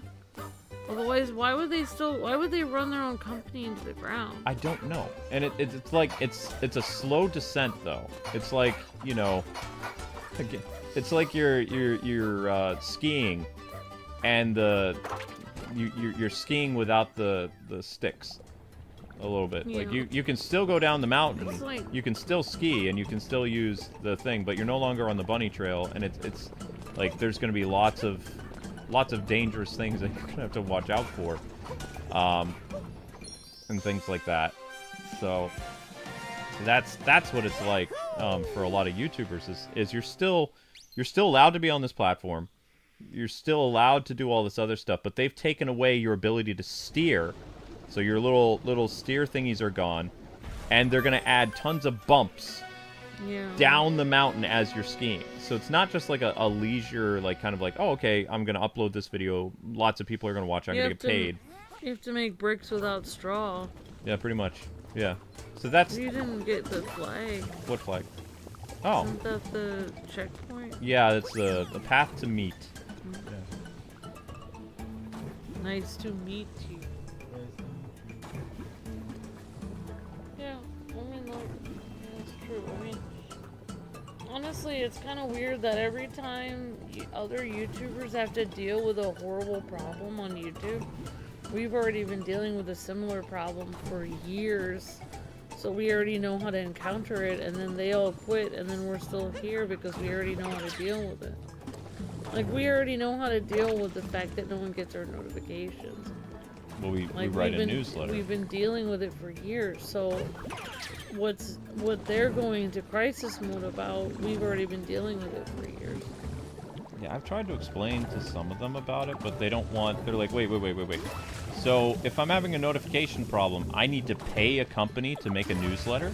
It's like, yes. It's like, yeah, if you want to get a hold of your people, they're like, well, why can't YouTube just notify my people? It's like, because they don't care about you. Right. It's like, you have to understand that they're not realists. You have to, because they're screwing you over. You have to go and find other methods of sticking around. Like, you cannot, the people that rely on just the straight notifications and all that other stuff, it's not going to work. It just shows that these YouTubers are, like, out of touch with reality because they're just they've taken so many things for granted. No, it has to go back to what you said originally too, is they don't see this as a business. They see this as a hobby or something for them to make an enormous amount of money on. But when it comes down to, like, that they need to put in the work to stay around, they don't want to. They don't see it as like, oh, things are getting bad with my business, I'm gonna have to put in some extra hours for free, come in every Friday and put in 6 more hours. Yeah, they don't want, they're like, okay, I have, like, I only want to stream for about 4 hours for, like, one day, and I expect to be earning the same thing that I had, like, you know, all those other days. It's not gonna happen. Right, it doesn't work that way anymore. So they're in for this, like, the coffee is right there in front of their face, and they're smelling it. And they, you know, they want all that stuff, but they don't want to go through the motions to get it anymore. It's funny, I listen to a lot of, like, people that talk about entrepreneurs and motivation to, like, you know, business and stuff. And one person was talking about this and saying, sometimes the universe or the world will ask you, how bad do you want it? Like, you want to be a famous musician, or you want to have your own business where you're selling baseball cards. Mm-hmm. And then you'll get to a point in your life where things will get harder, and you have to make a choice. How badly do you want it? Are you willing to give up all your Saturdays so that you can go through and file all your baseball cards and take the time to do that so you can make your business thrive, or are you not willing to do it? If you're not willing to do it, you're never going to get past that hump. You're never going to make your business a success. Because you're not willing to put in the extra time and effort to do it. If there's something you really want in life, you have to make your event. You might get a lucky break at first, but eventually you will come to a point where you're going to have to make sacrifices. Yeah, exactly. And they don't understand that. And YouTubers are finally realizing, like, they want the free money, they want the cool channel, but now they're being presented with the thing, how badly do you want it? And a lot of them are going to fail that challenge. Yeah, because, I mean, it is, like, usually what happens is you get lightning strikes, so to speak. Yeah. And, you know, you go viral and you make all this money, which it does work that way, actually. Yeah. And then they're like, okay, well, people in our point of view, when a video went viral, it stayed viral for years. Right. Nowadays, when a video goes viral, it is fleeting. Like, you get paid for it when it goes viral, and then after that, it's done. Whereas before, you know, content creators, which they're learning now what Amber and I have experienced for 5 years, okay? Their viral videos are no longer paying them. So Amber and I, my wife and I, have had to go through this pain for 5 years. It's like, it kind of I don't know why, but it kind of reminds me of that. I was watching the Olympics, and there was this one Olympic skater from Mexico. And he grew up in such poor condition. I mean, obviously there's rich people in Mexico, but this guy wasn't. He wanted to be an Olympic skater. He didn't have the funding, the time, the energy, the ability to pay for a special coach or anything. But he really wanted to be an Olympic skater, like a freestyle skater. So he actually waited every day until everyone was done in the free skate area at the mall, and then he would practice all of his Olympic skates at the very end of every day, so he would have the ability to do it. And he had to wait for hours for that a day.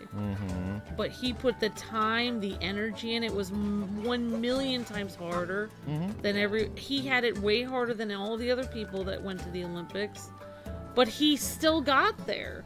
Yeah. He worked harder than anyone else, but he still got there. And no one gave him a medal for working harder than anyone else. But it's kind of like, how badly did he want it? He wanted it. Like, for anyone else in his same circumstance, no one else would have gone through that. No one else would have put in that work. But he did, and he got there. He did it. Like, I always, like, based on knowing people like Billy who recently passed and things like that, the ones that worked the hardest were the ones that benefited from it. Like, the ones who, like, put in all that time and energy and, you know, they really made creative stuff and they gave it their all, they were the ones that it looked like, you know, did well on YouTube, or at least they got the recognition and stuff like that. And, you know, that all changed. Right. And then the other people who got really lucky and ended up going viral or whatever, and their channels blew up, it went back to what it was originally, which was it was a very fleeting thing. It happened, you became like a one-hit wonder, like with a music thing. Yeah, like there's a saying that says if you get rich quick, you'll get poor quick.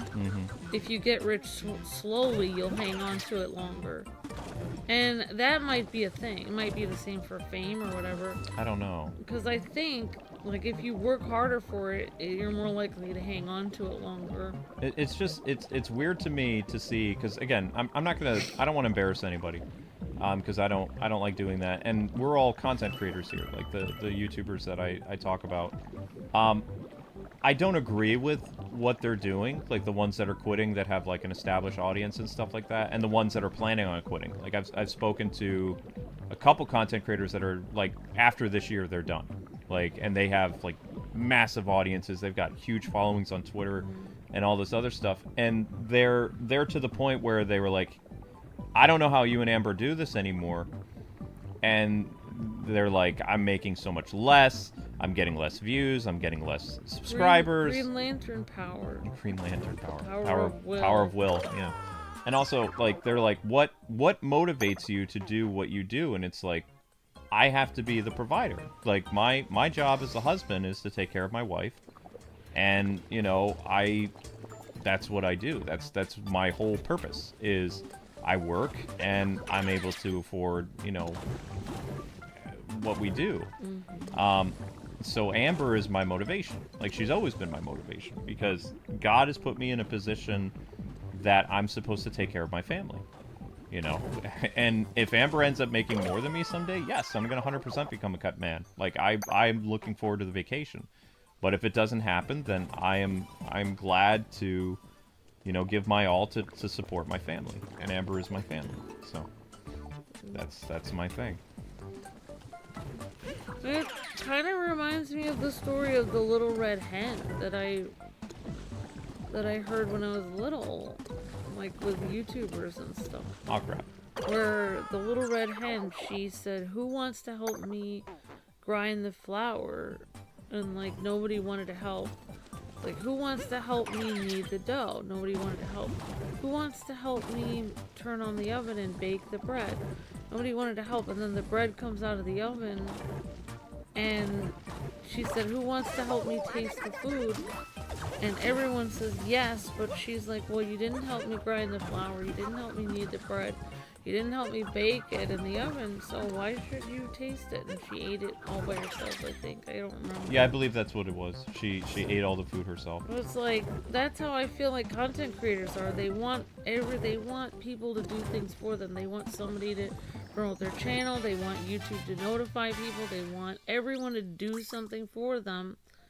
And then at the end of the day, they still want the bread, and it's like, you know, YouTubers have been given a lot of free passes on a lot of things. Like, you know, YouTube used to be a great system where they would notify everyone, but now they're not doing that anymore. So you have to be like the little red hen. You're gonna have to do everything yourself. You're gonna have to grind the flour. You're gonna have to knead the dough. You're gonna have to make the newsletter.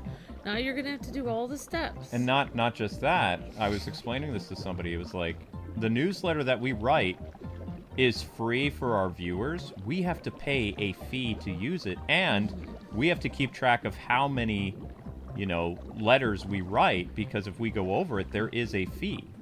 Like, the company who owns the newsletter will charge us in addition to what we're paying monthly. Right.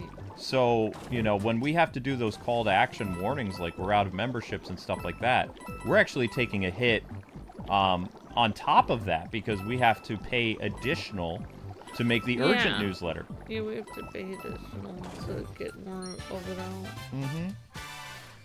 But I mean, that's a great, like, I mean, because in life you do get some free breaks, but eventually you have to be like the little red hen, where you're gonna have to, you may get some free breaks in life, but sometimes you get to the point where you're gonna have to do it. Do the things that you don't want to do. And speaking of that, you guys have been doing great, but my legs are killing me, so I need to take a break now because of my neuropathy, as well as to get something to eat. So we're going to take a break with Mario. When we come back, Amber won't be here. This has been a 4-hour stream. There's been no super chats or memberships, so we have to, you know, we have to make sure that this video gets 1,000 views so we get paid. I'm not okay with making content that, you know, I go through and literally I'm causing pain. Like, I have electric shocks in my legs right now because I've been sitting here for 4 hours. So I got to go for a while. But I refuse to not be paid what I'm owed, like, for working on this platform. So I'm going to run the music. I'm going to get as close to 1,000 views as possible when I come back. This, like I said, this stream's probably going to be 5 hours and 50 minutes. So I'll end up closing the stream, like, solo. Because Amber's got to get to bed so she can go to work. I think it's almost 8 o'clock. It's an hour till 8. So. You can always get another hour of sleep. Yeah, you can always get another hour of sleep. I'm sorry. You're fine. But people saying that Amber's not on the channel anymore, of course she is. It's just the streams are longer now. So instead of hearing her voice on numerous streams that come after the first stream of the day, which this is still the first stream of the day and it's already 4 hours. Right? 4 hours unpaid. She's still here. It's just she's not on the other streams after that because our streams were broken up. Like, there was like 3 or 4 streams that happened that were 2.5 hours, 3 hours each. And it was more possible for Amber to be on like 1 or 2 streams. And now it's not because the streams are much longer. Yeah. But I got to take a break. I need to get it out of here and, you know, keep watching the shorts, ladies and gentlemen. The schedule is still the way it is. We are on schedule almost. The Batman stream is going to be not until 8:30. Most likely, the Lego Batman stream will not be until 8:30, and the other stream won't be until midnight. But for the most part, we're still on track. And our hourly views are great. Well, they're okay, because you guys have been watching the shorts. We're around 1,300. So that's good enough. So if you guys could keep that stable while I eat and I get away from the TV for a little bit and, you know, try to get the circulation going in my legs, that'd be great. All right? So see you guys in a bit.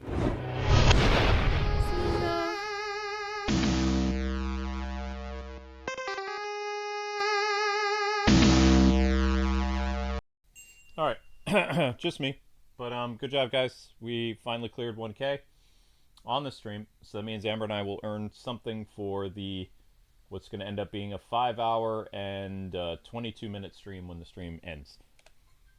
Of course, the stream will be, you know, highly edited out, so, but this is just how it has to be.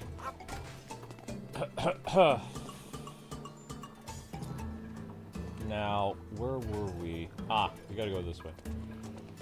Excuse me. Excuse me.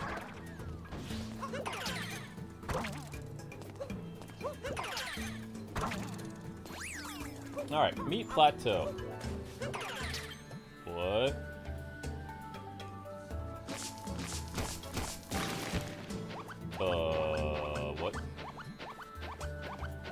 What? What is that? Oh, we're enticing the bird. Oh, okay.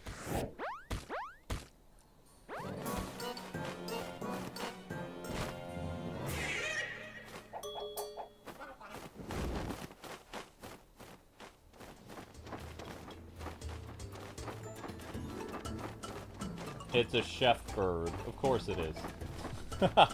Of course it is. Why not? Ooh! Well, that could have been bad.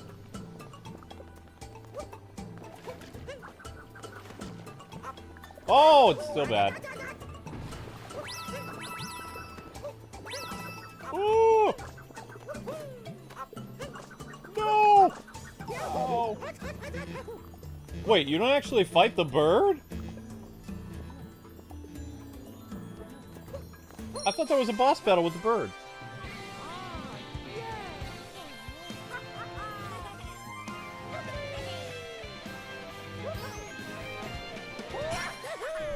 There was no giant boss battle with the bird. I really thought there was gonna be. Yeah, that bird looks crazy.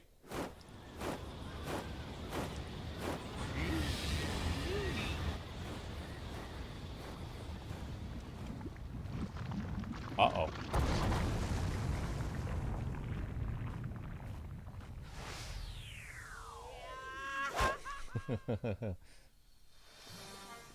Climb up the cascading magma. Climb up the mountain. Okay.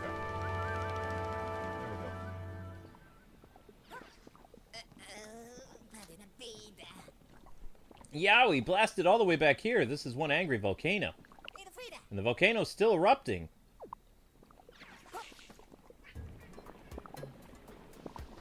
I mean, can't we just teleport ourselves over there?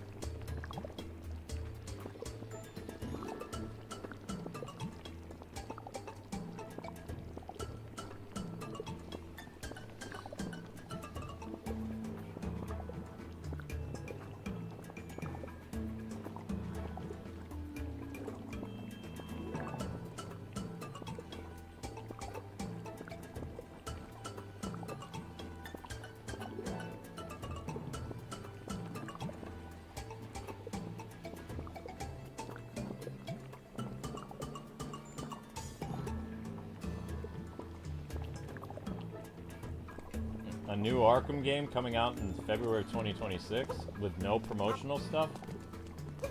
I don't know. Mobile game maybe, but you need, if you're releasing a console game, you have to start promoting that thing. If it comes out in the winter, they need to start promoting it now, or no one will know about it. The fact that they use Batman Day today to just do a expose on Lego Batman 4 shows you what WB is really interested in, which is Lego Batman. That's their big celebration this year, which is great because we got to learn a lot more about Lego Batman 4. But the fact that they don't have a release date for LB4 too is concerning. Probably not going to come out till the summer or the fall. That's my guess. Back off. Alright. Now, what are these? Those torches?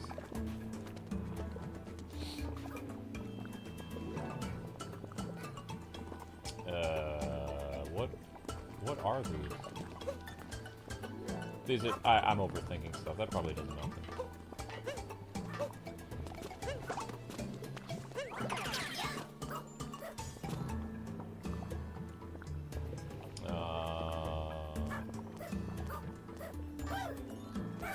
Okay, I didn't think about this.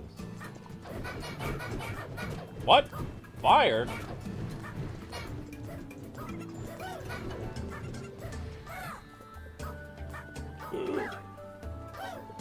Ah!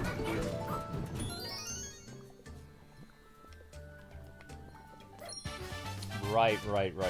I got it.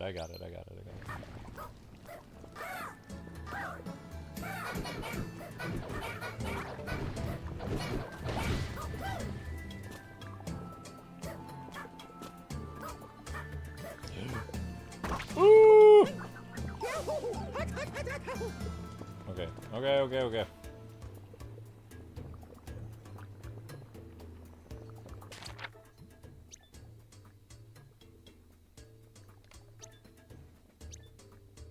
Wouldn't I want to teleport all the way up here?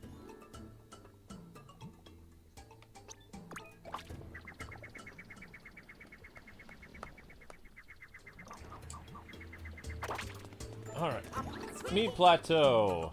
Nice to meet you. Haha. So we got the volcano there.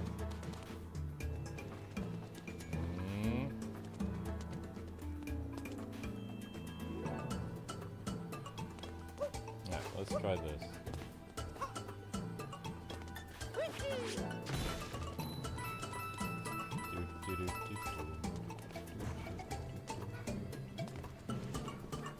Oh, no, get away from me. Oh.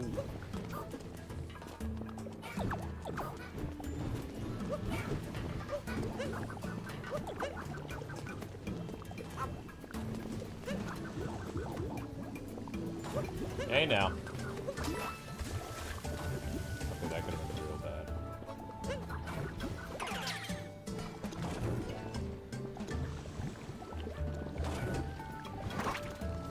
Ha! Well done, Mario. Alright, good. Now, how do we get our way up the mountain, though? Oh, I'm going the wrong way, that's why.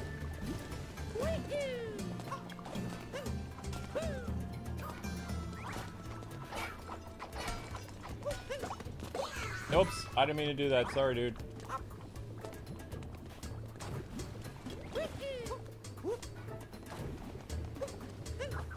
Come on, Mario.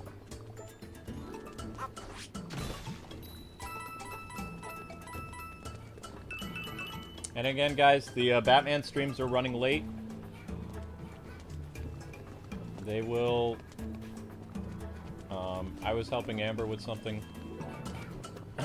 So I still haven't really properly ate yet. So, of course, when the music starts up for Lego Batman, I will be eating my dinner, which I'm very much looking forward to.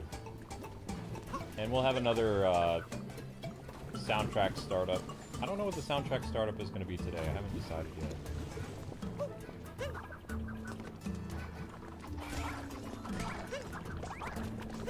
Just me.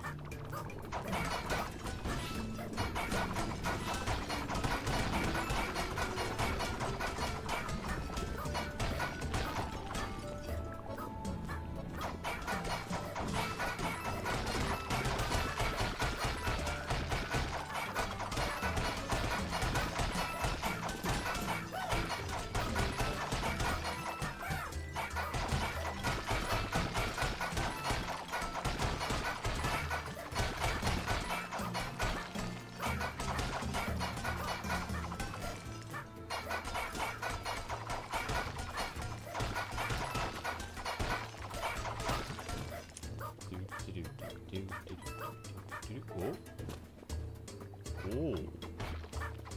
Alright, so how they expect you to get to the very top of the mountain?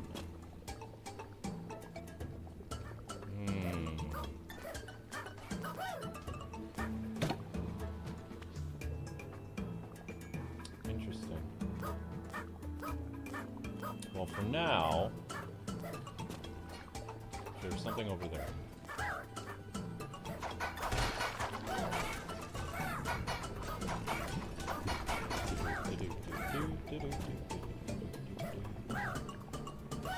Wow, he jumps really high.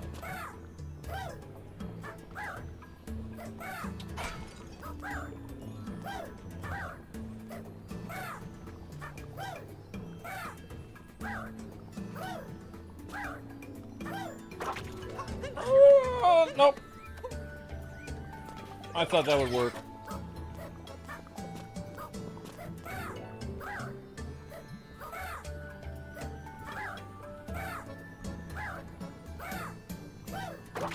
Oh!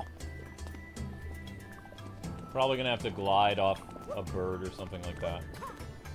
I really thought that, like, being Mr. Hoppity Hoppity Hoppity would actually do something. Apparently not. Oh! Ow! Mean. Mean!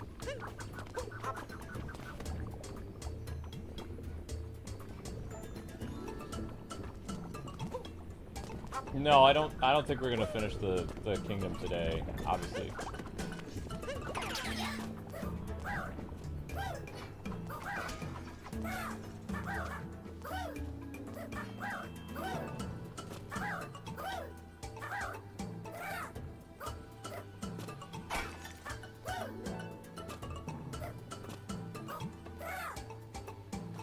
Oh. Oh! Oh.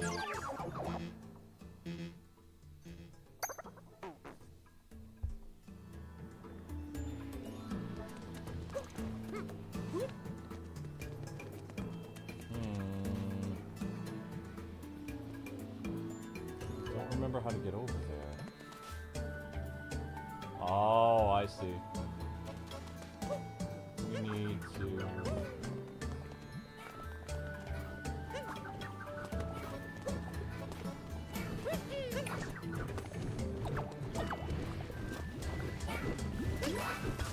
Yeah!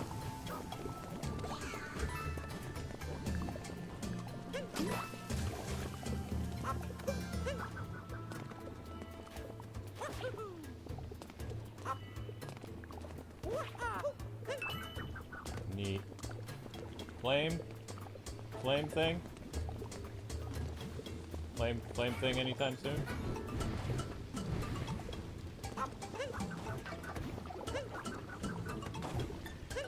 Okay, thank you.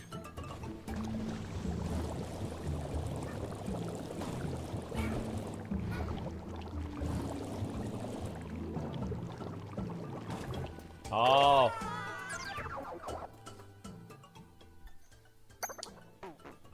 Okay. So you can't get past that part because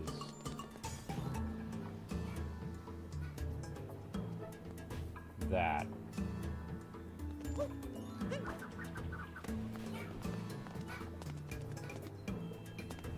And there's no flame thingy here? No.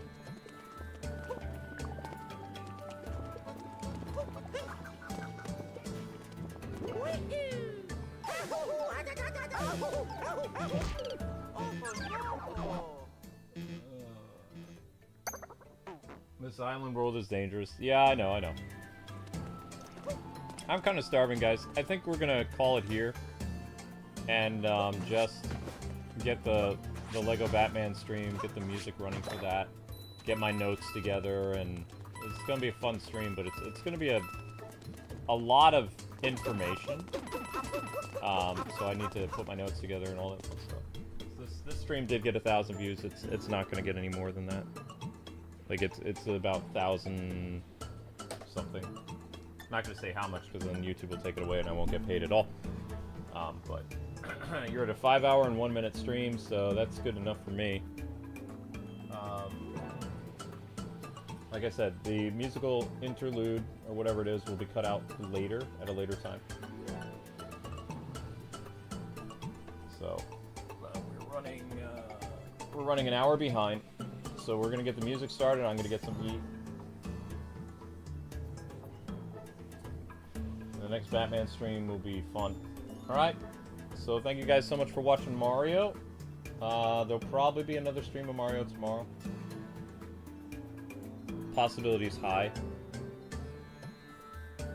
So we're gonna save. Ah, he's so thrilled with saving. He's like, yes! Save, please. Save. Okay. So, you guys want to know what's going on with LB4? Head on over to the Batman stream, okay? And I will see you guys over there. Alright, you'll be redirected. God bless, happy gaming, see you in a bit.